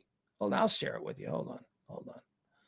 Get out of here. This is Washington, D.C. Uh-oh, I just lost it. This is Washington, D.C. This is what these people are saying. All right, so this is what? Somebody just in a car. They're just they're just like driving to work. Look at the size of this thing. Do you see it in the upper right? Here, boom. Look at it. That's a gigantic bear. Look, that is a neighborhood. What the? Where'd it go? There it is. Let's go to that house. Imagine you just live in that house. You're sending the kids out to the. What are you in? I don't understand. I don't. All right, there you go. I don't get it. Now I come from bear country. I mean, not terribly bear country, right? I mean, there's no bears, in my neighborhoods or anything like that. But we are surrounded by bears. I had a bear encounter in Wisconsin once. Wisconsin is lousy with bears. It's awful up there. Bear was on the hood of the car when we woke up. We were sleeping in the car. It was so scary. Forest rangers had to come by and shoot it off with a fire hose. And they blasted this little bear. He got hit broadside by this fire hose. He went sliding off the hood of the 1978 Buick Regal that we were in. It was very T-tops. We had T-tops and we were sleeping. We didn't want to pay for a campsite. So we just pulled the car into the parking lot of the campgrounds near all the garbage cans. And we slept in our car. T-tops open because it was a beautiful Wisconsin night. Burger King bags in the back seat, surrounded by garbage. So yeah, at like 6 a.m, a little bear is like, T-tops still open. T-top, the bear could have climbed in, could have at least stuck. It was scary. So here's my take on this. Why do people live anywhere that this kind of thing occurs? Like I don't get people who. It's mostly bears. Let's be honest. It's bears because we don't have lions. We don't have tigers. But occasionally you'll hear a story about somebody. We had a mountain lion in our backyard. I'm like, move. Or people will be like, there was a cobra in the rattlesnake nest underneath my tree and my frame. Move. You've got rattlesnakes. There's a potential of a rattlesnake. People in Florida. Hey, we got a bunch of crocodiles living in the back. Move. What? Are you kidding me? I can't live. I might get drunk and want to wander out in my backyard at 4:00 in the morning. That's something I might want to do as a homeowner. I don't want to think about that I could get mauled by an alligator or a bear or a cougar. Move. Balconies, terraces. Maybe you'll get a hawk or something. No, that's the greatest threat to you. No way. I don't get it. I have a friend who lives in just an absolute beautiful part of Wisconsin. And I was talking to him on the phone as he was driving home. And while we're talking, he pulls into his driveway and he goes, all of a sudden I hear this on the phone. Oh God, I can't believe this. And he starts laying on his horn. And I'm like, what's going on? You live in the middle of nowhere. He's like, there's 2 bears in my garage. Just like he just said it like that. 2 bears are in his garage and he's talking to me on the phone and he's coming home from work and he's pulling into his driveway and he has to stop. He can't get out of his car until these bears, who apparently live adjacent to his property, move away. How do you live on that property? How do you enjoy your property knowing that there could be a bear? You got to stay frosty all the time. I couldn't live like that. So anyway, that's the story. There was a lot of excitement in Washington, D.C. because a big bear was on the loose today. UFO crash. Okay, yeah, we'll get into this. Here's a story that has been building the last couple of days. We talked about this new Arrow program and how they're holding hearings, and Congress wants to hear all about it. Taking it seriously. Some very serious people. Former Assistant Secretary of Defense has testified that there is a program where we are trying to reconstruct or reverse engineer what is believed to be technology of non-human origin. That's it. They're not saying aliens. They're saying technology of non-human origin, because who knows what that could be. Anyway, this has been, by the way, I'm not reading this from the Star or the Sun or the National Enquirer. This is coming from The Hill. Okay, this is The Hill, a respected politics magazine. These are legitimate people. The Hill writes, stunning UFO crash retrieval allegations deemed credible and urgent. So this goes back to the story that's been trickling out that nobody seems to be paying any attention to, except that there are a whole bunch of very well decorated and sincerely accomplished people going, people should be paying attention to this. This is like really big, and we're talking about it in the open. And we don't have, CNN doing an hour dedicated to it or whatever. For what reason? I don't know. If it's true, it's the biggest story in the history of humanity.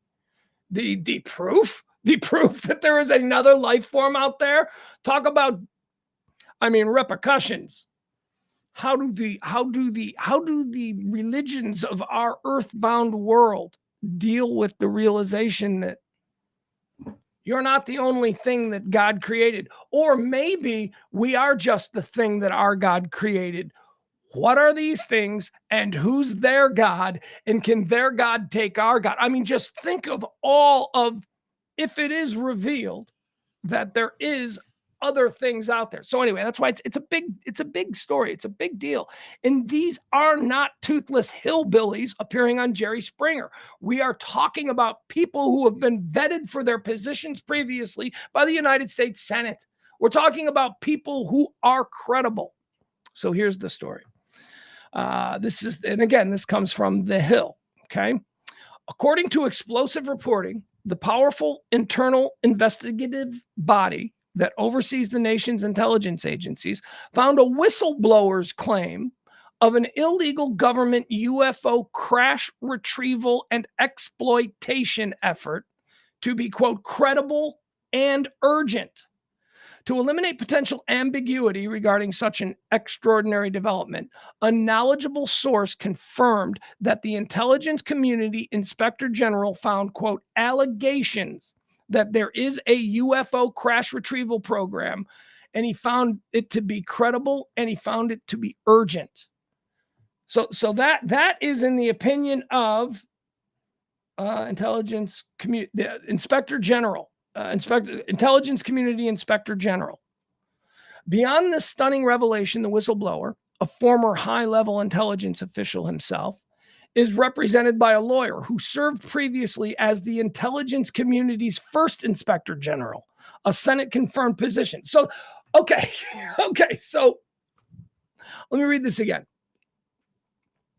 The whistleblower himself, who said, hey, look, just so we know, we've got this thing. We've got this program, and if you just overturn a couple of rocks, you'll find this program. I don't know if they found anything, but this program exists. So there is at least an attitude somewhere within this bureaucracy that says this stuff could be real. We should look into it. So that's what he's saying. Beyond the stunning revelation, the whistleblower, a former high-level intelligence official, he's represented by a lawyer who served previously as the lawyer for the intelligence community. He was basically, so the guy that is representing this, who in another generation would be called some crackpot, the guy who's defending him is a former Senate-confirmed attorney assigned to the United States intelligence community. These are serious people. These are not, hey, check out my YouTube channel for more information about the UFOs. That's not who these people are anymore. So stop it. So just, what is their motivation? Book sales? None of these dudes have books. These are all old men now who have been working on these programs and who know things and who believe that these things need to be made public. It's fascinating times, man. It's really interesting times. Importantly, current and former officials have vouched for this whistleblower. David Grush, while also corroborating the broad outlines of his allegations. Oh, so his name is David Grush. Moreover, Grush spoke to Congress for hours, generating hundreds of pages of transcripts. Grush also gave an exclusive interview to Ross Coulthart of News Nation, which, like The Hill, is owned by Nexstar Media. For their part, Grush and other knowledgeable individuals who have spoken to investigators have little incentive to lie. knowingly and willingly making false statements to the intelligence community inspector general carries the risk of financial penalties and long-term imprisonment. So if these guys are just making this shit up, I mean, they're taking a huge risk because there's a huge fine. If it's proven that they're just making this shit up and going in front of Congress, if your story doesn't hold water, you don't want to go in front of Congress because now you got all kinds of federal lying to Congress charges, which is what they're saying. Why are these? They don't seem to be worried about these charges because they're just going forward and saying, yeah, this is what I saw. This is what I did. This is what you paid me to do, is what this Grush guy is saying. In a statement to News Nation, the Department of Defense denied that the Pentagon's new UFO office has uncovered the sort of activity alleged by Grush. According to Grush, the evidence supporting his allegation is highly classified, a reasonable claim. However, logic suggests that, given the profound nature of the allegations, the classified evidence Grush provided to Congress and two inspectors general, that's the trip me up there. According to Grush, the evidence supporting his allegations is highly classified, a reasonable claim. However, logic suggests that, given the profound nature of his allegations, the classified evidence he has provided to Congress and to inspectors general would have to have been robust, detailed, and substantiated by other knowledgeable individuals for the intelligence community watchdog to deem his claims credible and urgent. Okay, so that's what it is. So he's gone through all the hoops. This guy he's claiming this thing. He's gone through all the hoops. The intelligence community, they've vetted it and they said credible and urgent. So he's legit. This guy's not making this stuff up. It doesn't mean that we have bodies and little green men and that we've recovered spaceships. What it means is that we've had a program that has been acknowledging that these things are probably real, at least in the eyes of our government, for decades, which goes counter to everything we're programmed. We're programmed to go, oh, aliens, crazy hillbillies. Meanwhile, the government in real time is using our tax dollars to go, we need to find out what these things are. All right. Keep telling the stupid people, keep telling all the dummies, keep telling all the rank and file that it's all crazy people who believe. Meanwhile, we're going to be doing real live X-Files shit. I don't know. This is really, I've been reading updates on this story as it's been going on now for the last 7 days. It started last Thursday. It's fascinating. But I'm a UFO dork. I don't know. Again, UFOs for me are very much like religion and faith. I don't know what I don't know. I don't know what I don't know. Anything is possible, I suppose. SNL has a bit of a scandal going on here. You see this? Do you know about this? Do you know about Horatio Sands and grooming a 17-year-old and all this stuff? I didn't know about this. First of all, do you remember Horatio Sands?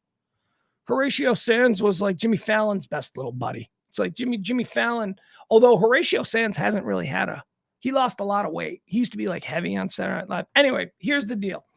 Apparently like 15 years ago or something, Horatio Sands had established a relationship with like an underage girl. But this underage girl, he met her because she would attend all the Saturday Night Live parties. And Saturday Night Live has like these legendary parties. So I ask you, what is a 17-year-old high school student from Long Island doing driving into Manhattan Saturday night at midnight to attend the cast party and getting in? How is she not being caught? So, if the story is that the relationship began because Horatio Sands met her at this after party, he would have every right to believe that she's there because she's of legal age. So I don't know if apparently he found out later that she wasn't. It wasn't a deal breaker, so whatever. We'll see. A shocking abuse scandal has rocked the set of Saturday Night Live, where author Maureen Ryan alleged a toxic culture was not only welcomed but celebrated. She's written a book, this Maureen Ryan. It's an expose called Burn It Down, Power, Complicity, and a Call for Change in Hollywood. It went behind the scenes of Lorne Michaels' decades-old show, where the star-studded cast's alleged bad behavior was no laughing matter.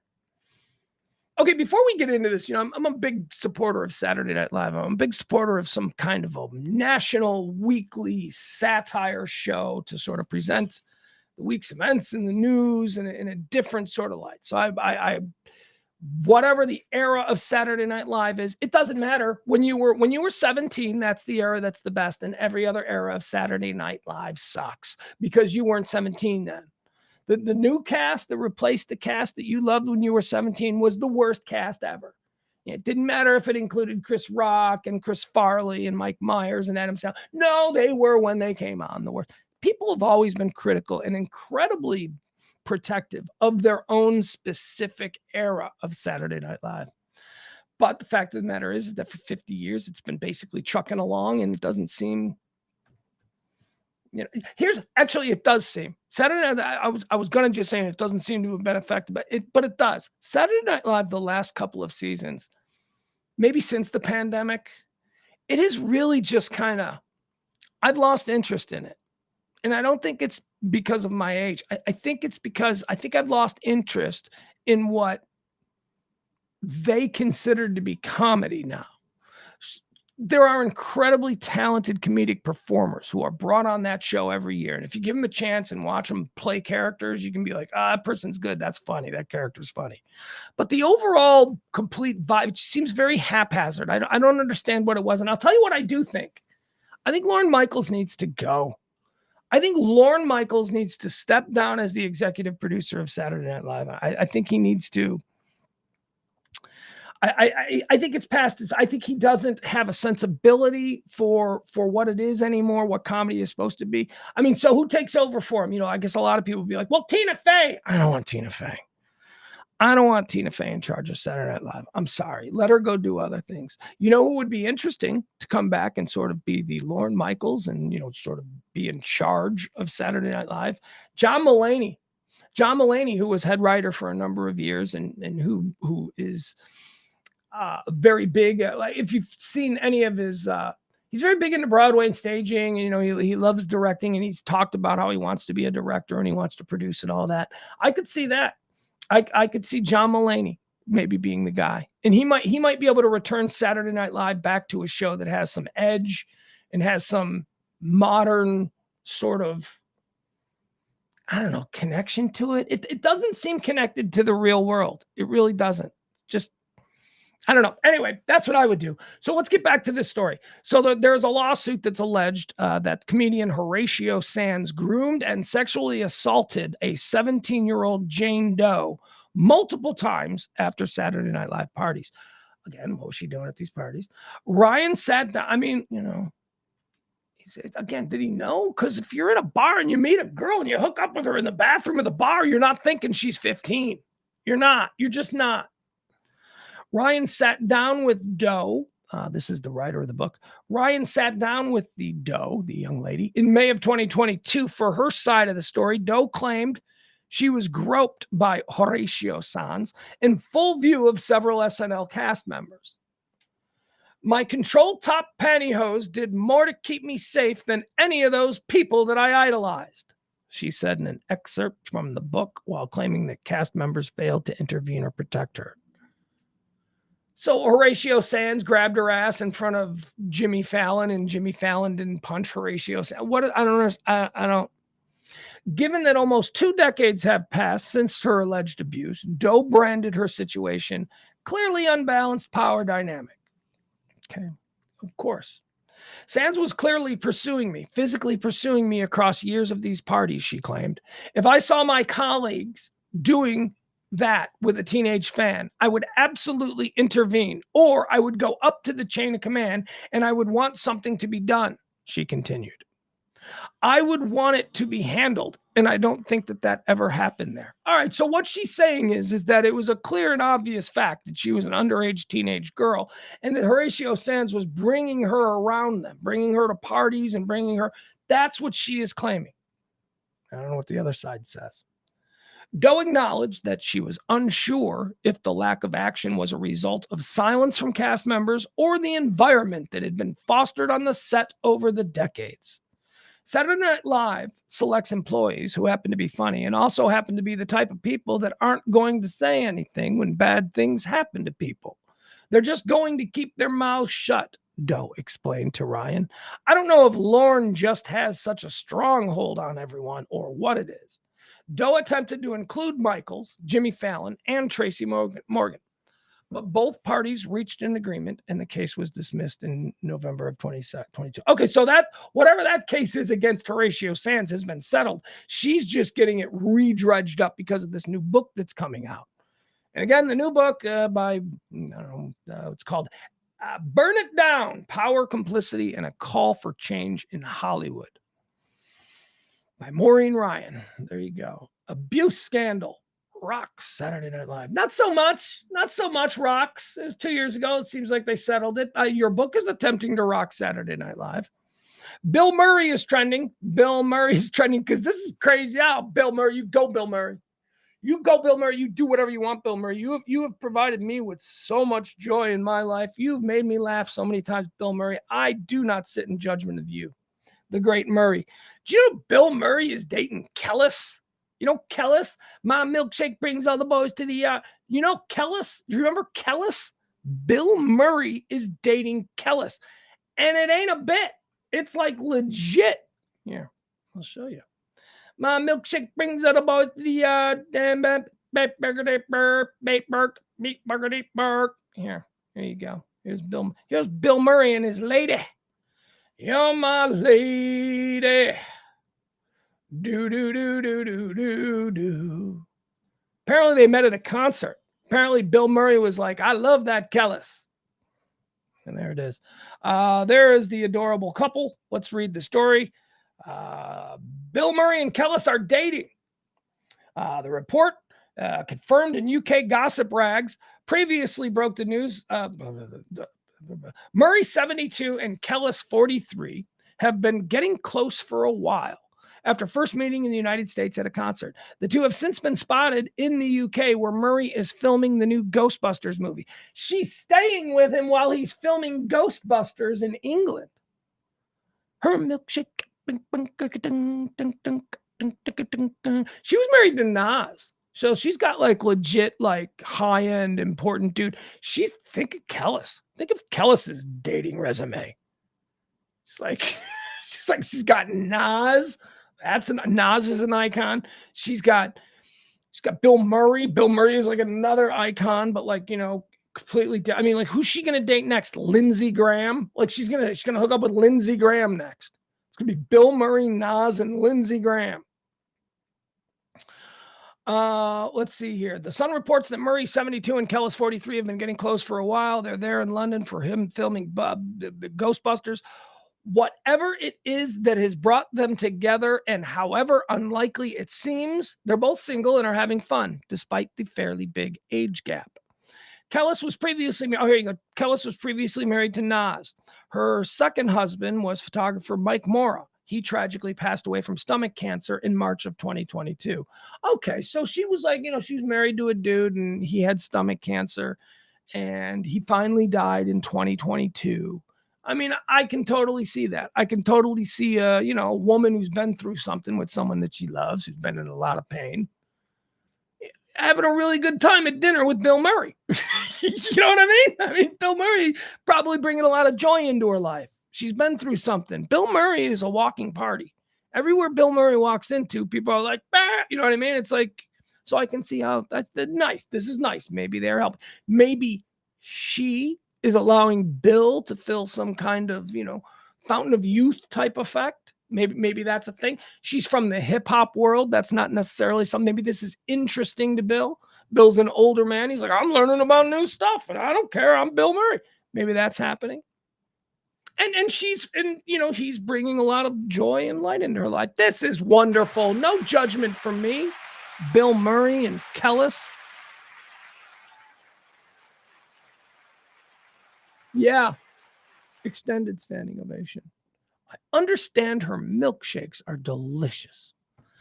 Bam Margera. Let's get caught up on Bam Margera. Bam Margera's guy, we've been, from Jackass. Bam Margera's been going through some stuff. He's obviously a drug addict. He's, got all kinds of, he's probably been head damage. I'm thinking, all kinds of stuff going on with Bam. Bam has been found again. He went missing after remember last week we played a video of Bam Margera where he was basically saying that he was going to smoke crack until he died unless a judge gave him custody of his son. Bad strategy. As a custody dad, bad, terrible strategy, Bam.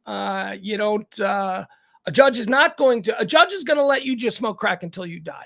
A judge is not going to give you a child. That's not. So what you're saying to the judge is when the kid gets here, there's going to be crack on the premises because you've got it there because you're making a threat here. So you are at the very least custody wannabe dad. You are crack adjacent. There is crack somewhere in you ain't getting your kid. So that all blew up in his face, as we all predicted. And he went missing again. And then he turned up in LA and he has been captured. What is he? He's just a crazy guy out there running 5150. They Van Halened him. 5150 is the police code where they can stick you in a crazy bin for 72 hours until they figure out what to do with you. Former Jackass star Bam Margera has been placed on an involuntary psychiatric hold amid increasing concern for his well-being. Let's see. Los Angeles Police Department located Margera, 43, in Los Angeles. His behavior prompted officers to call for a psychiatric evaluation team who determined that Margera needed to be taken to a mental health facility. Under California Code 5150, he will remain in the excuse me. Woo, that was a hiccup.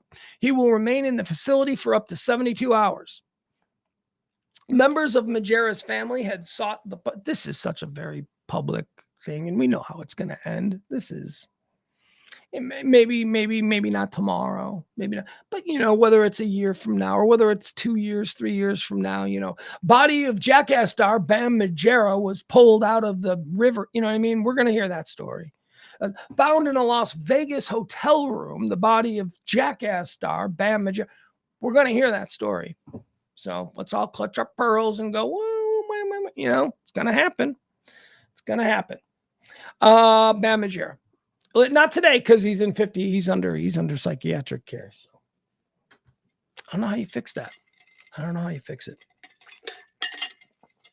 I know how to fix me. I don't know how to fix others.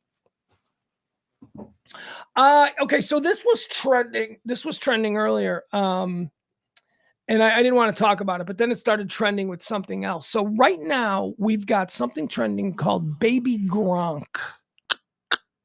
Baby Gronk. Baby Gronk is trending alongside Todd Marinovich.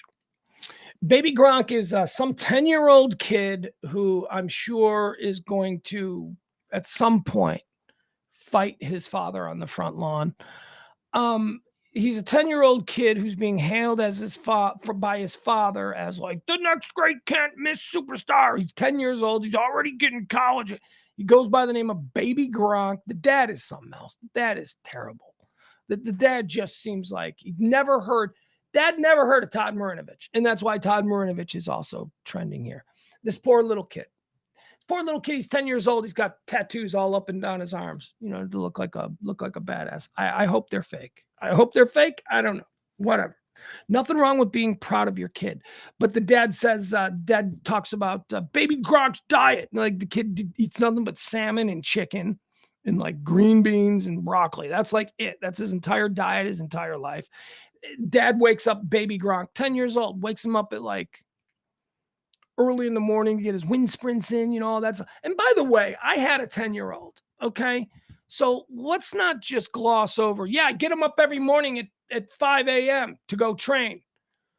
Okay, let's stop there. You ever had a 10-year-old? Let's take ourselves into that room. What do you think is going on there between father and son at 5 a.m. every morning when he comes in to get his 10-year-old out of bed? Do you think the 10-year-old is like, because I don't know, I've had a 10-year-old. Do you think the 10-year-old is like, all right, Dad, let's go. Yes, sir. Yes, sir. Or do you think there is a screaming match every morning between an exhausted 10-year-old kid who doesn't want to get out of bed at 5 a.m. and this crazy freaking dad? What do you think? Yeah, that's the stuff that doesn't make the news story. What doesn't make the news story is, at 16 in a junior varsity game when Baby Gronk blows his knee out, and then a year later he murders his father in his sleep. Are we going to get that story too? Because, the story doesn't always end with a Heisman Trophy. It doesn't. Sometimes it goes really bad in the other direction, which is why Todd Marinovich is trending. Do you guys remember Todd Marinovich? Oh my God, Marv Marinovich, the Marinovich Project. If you've never seen it on 30 for 30, 30 for 30 is an ESPN documentary series where they make movies about specific stories in sports. The Marinovich Project is about Todd Marinovich, who was a can't miss quarterback.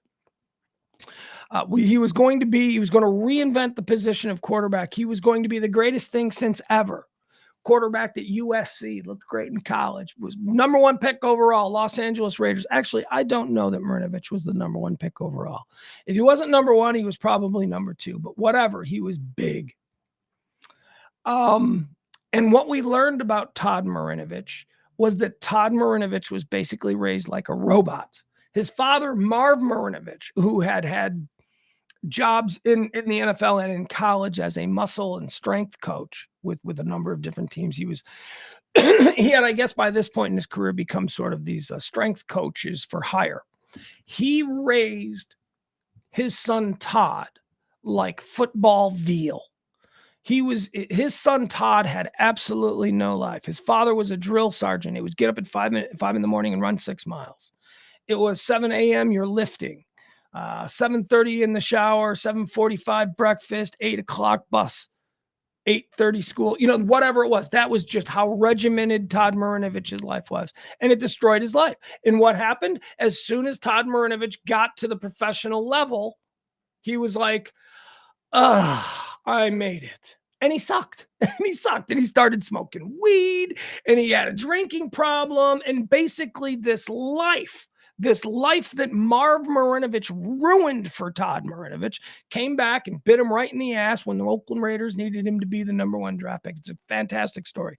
So the reason that Baby Gronk is trending is because a lot of people are saying, oh my God, this is another, everybody's suggesting Baby Gronk's father see the Marinovich Project. It's terrible. I've got a son who's a super football meathead. Like he's a super meathead. All he thinks about is football. His dream is he's going to be a professional football player. You know what I mean? He's 14. He's allowed to have that dream. He's going to be a professional football player. But he ain't getting up at 5 in the morning. He is not getting up at 5. He'll say, he's like, I'm going to start getting up at 5 in the morning and running 6 months, but he ain't actually going to do it. And, we ain't asshole parents. He's got to want it. You got to want it on your own. You can't force these kids to do it because they will resent you and it will absolutely destroy their adulthood. What is Todd Marinovich doing now? Let's look at Todd Marinovich. Todd Marinovich. I'm guessing that he probably makes a lot of money on speaking tours. You know what I mean? Like that seems like maybe that would be his thing. Todd Marinovich is going to come and talk to the team today about trying too hard. Todd Marinovich, born July 4th, 1969. He's a former American-Canadian football quarterback. He played in the National Football League for the Los Angeles Raiders. He played in the Canadian Football League for the Winnipeg Blue Bombers and the BC Lions. And he played in the Arena Football League for the Los Angeles Avengers. Boy, nothing says your career didn't pan out like trips to the Arena League, the Canadian League, and 1 year or two with a pro team. Marinovich grew up on the Balboa Peninsula of Newport Beach, California. His father, Marv Marinovich, had been a lineman and captain for the USC Trojans during the 1962 championship season. After harming his own National Football League lineman career by overtraining and focusing too much on weight and bulk, Marv studied Eastern Bloc training methods. That was what it was. Marv was utilizing these Ivan Drago type training methods that we saw depicted in the Rocky movies. All right, let's find out what's going on with Marinovich now. We know that he bombed out in his career, but what's happening? Post NFL. After traveling for 2 years, Marinovich attempted to join the Winnipeg Blue Bombers. Nope. Let's get SoCal Coyotes. Oh my God. After football. In 2004, Marinovich was broke and again living on the Balboa Peninsula when he was arrested for skateboarding in a prohibited area. Police found methamphetamine and syringes on him. So this is the kid that was raised like football veal. When at the end of his football journey, he wasn't the greatest quarterback of all time. He couldn't handle that because that's all he was prepared to be his entire life. So now he's doing meth.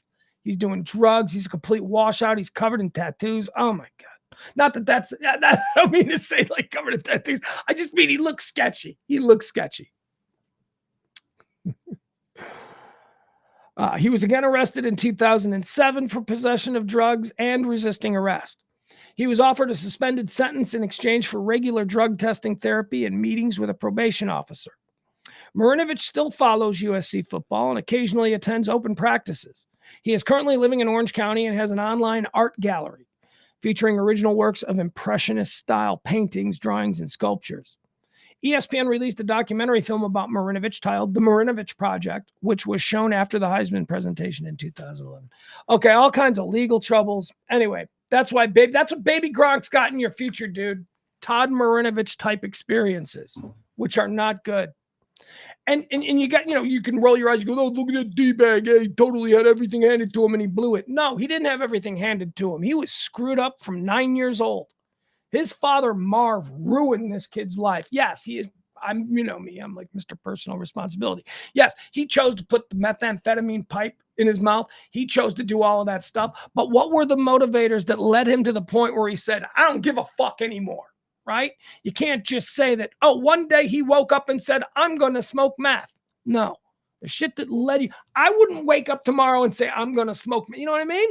There is shit that leads up to that. Yes, that is why he's such a trashed out person. But, something led him there. And that's Marv, that piece of crap. Marv blew his own career in the NFL. He ruined his own career, and he decided that he was going to live vicariously through his son by destroying his own kid's life. All right, one more football story, and that is Hard Knocks. Do we like the Hard Knocks show? Yeah, I like Hard Knocks. I watch every season of Hard Knocks. Hard Knocks on HBO has been on now for probably 20-something years, right? It's been around forever. Well, in the 90s, by forever. So they don't know who they're going to have this year on Hard Knocks. And it's getting to the point where they're going to start forcing teams. So you cannot be forced to participate on Hard Knocks unless you've never before participated on Hard Knocks. Now, there is a group of teams that, for whatever reason, their ownership has always been like, nope, we're never going to be on Hard Knocks. Not like the Cowboys who, they're sending gift bouquets to the NFL offices every week going, put us on Hard Knocks, which is smart. I think it's smart for the brand. I don't understand why these teams don't want to be associated with Hard Knocks. But the teams that have never been on Hard Knocks are also teams that the NFL might want to feature on Hard Knocks this season for whatever reason. Most notably, the New York Jets with Aaron Rodgers, the Aaron Rodgers acquisition. And of course, it's the New York market, so that's good, albeit it's the Jets, which is the lesser of the fan bases in New York. But still, New York has never done Hard Knocks. The ownership of the New York Jets, nope, don't want to do it. DC, the Washington Commanders. Now, this is interesting because of all of the scandals and all of the stuff that's happening with the Washington Commanders. Now, I also new ownership group and all that, but I would also understand why the Washington Commanders would be like, okay, let us just, get Daniel Snyder and all of his garbage out of here. And then next year, we'll do it next year. This year, we got way too much. We don't need the spotlight. We need to just clean up after the storm, leave us alone. So I can understand Washington doing that.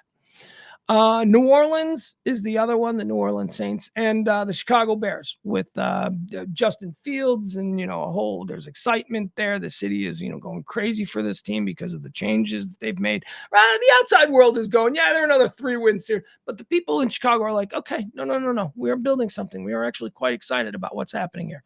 So those are the 4 teams that have never done it. Those are the 4 teams that the NFL is probably one of those 4 teams is going to be forced by the NFL to do Hard Knocks this year. So I would obviously like to see my Bears just because I've seen my Cowboys like 4 times. I'm like, can I just get my Bears once? But no, this Bears family, man, I'm telling you, the people who own the Bears, it's like an old folks home. It's like, look, God love Virginia. I love Virginia. She's 100 years old. She's the owner and the principal there. She is the daughter of George Halas, the founder of the NFL. She is a goddamn queen of NFL football and history. Okay, so God love her, Virginia McCaskey. But okay, so what about her kids? Her kids also apparently don't want the Hard Knocks cameras. And every year, the story is that every year the NFL says to the Chicago Bears, you want to do it this year? And they go, nope, we will never do it. So now we got to wait for the old lady to die. Is that what's going to happen? I don't know. They might force them this year. I'd also like to see the Jets. I would like to see the Jets because I want to see as much public pressure put on Aaron Rodgers as possible. I want Aaron Rodgers understanding how good he had it in Green Bay for 15 years. Aaron Rodgers could say whatever the hell he wanted in Green Bay, and he would be surrounded by a bunch of college journalism students and some, old Ray, who's been writing the sports page for the Green Bay Gazette for the last 40 years. He ain't got nothing like a New York media. Ain't nothing like a Dallas media. Ain't nothing like a Chicago media or an LA media. Certainly nothing like what the New York Jets face in their locker room. So I'm all for as much of this scrutiny and as much of this, let's get a camera in Aaron Rodgers' face. Let's see what kind of dumb shit he says, because he said a lot of dumb shit that, never got publicized. He's a dick. He's an arrogant jerk. And yes, I despise him with every fiber. But I also respect him though as a quarterback. If I'm being honest, if I had to put a team together, he would be my backup. He would be the guy that I'd be like, okay, who's my backup quarterback? He's not going to be my starter. He's going to be my backup, but he will definitely be my backup. And next to Joe Montana, there has never been, in my opinion, a more deadly quarterback in 2 minutes. Now, I know you can tell me about Peyton Manning. He was great. So was Elway was great. But, man, Aaron Rodgers, I have seen Aaron Rodgers just pick. Don't even get me started. Don't even get me started. All right, that's going to do it. That's all that I have prepared for you for today. That's, let me see. Let's jump over. Let's see if there's anything new trending. Something we can jump into. Extend this little high noon report with breaking news.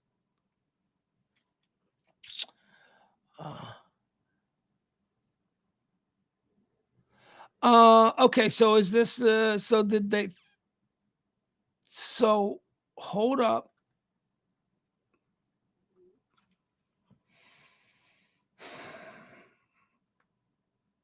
Have they released the indictment? It looks like they've made the indictment public since let me see.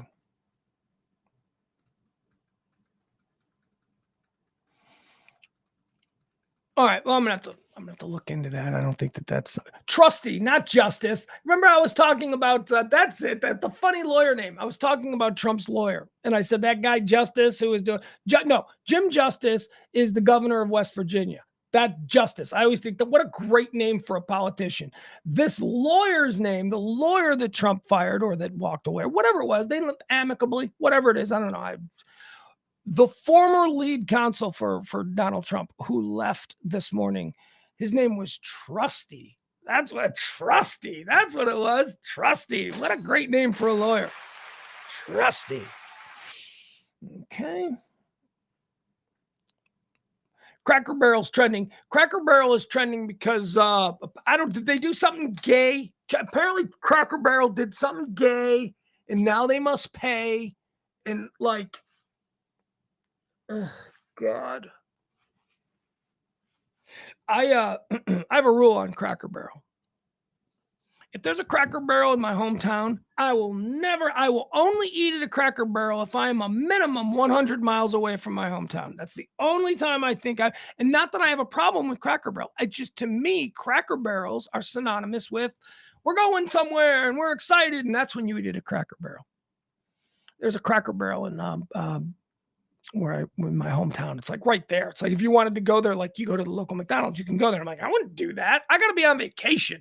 I got to be traveling between Chicago and Dallas if I'm gonna eat at a Cracker Barrel, and it's got to be a Cracker Barrel outside of. I have the same rule. Actually, I don't have the same rule for this. I have the same rule for this just because it's never been tested. Kind of have the same rule with Waffle House. I will only eat at a Waffle House when I'm on the road. But I have found myself saying, God, I wish there was a Waffle House in this neighborhood because I love Waffle Houses. So if there was a Waffle House in my neighborhood, unlike the Cracker Barrel, I would probably frequent it.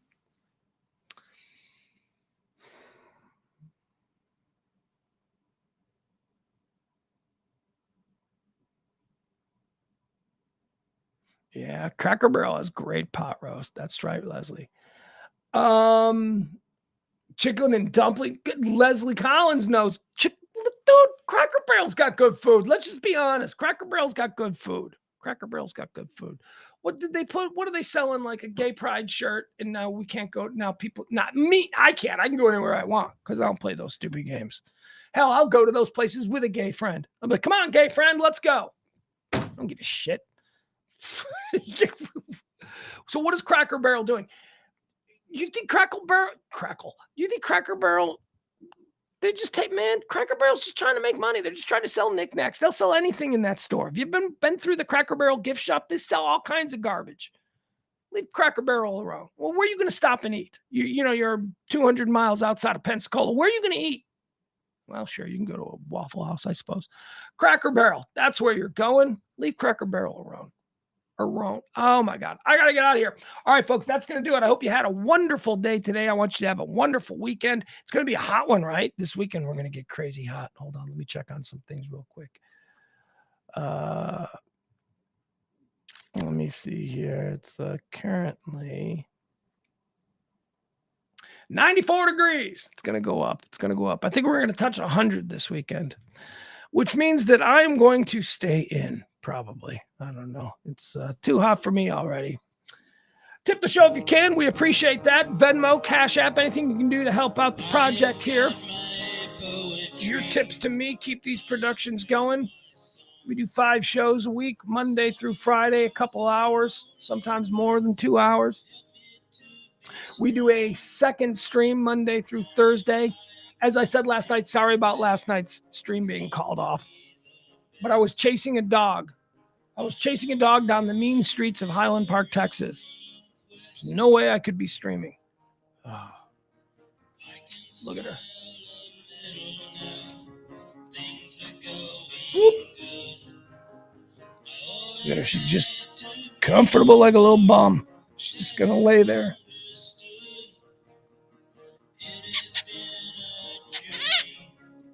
Yeah, I'm talking to you. Come on, CeeLo, say hi to everybody. No? You just want to sleep? All right. She's just going to sleep. Hiya. There we go. The best is yet to come. Thank you to our friends at Sacred Oils, 13740 Midway Road in Farmers Branch. CBDs, Deltas, weed vapes. They got those. They got it all. Sacred Oils, 13740 Midway Road in Farmers Branch. Tell them Pugs 20, get 20% off anything you buy this weekend. Down the road I'll travel, far from the comfort nest. I am on a never-ending quest. Trying to think if there's anything else. I ain't got nothing else. All right, bye, everybody. Again, any kind of help out with the show, forms, tips, and all that stuff, greatly appreciated. We'll see you on Monday. Love you guys. Bye.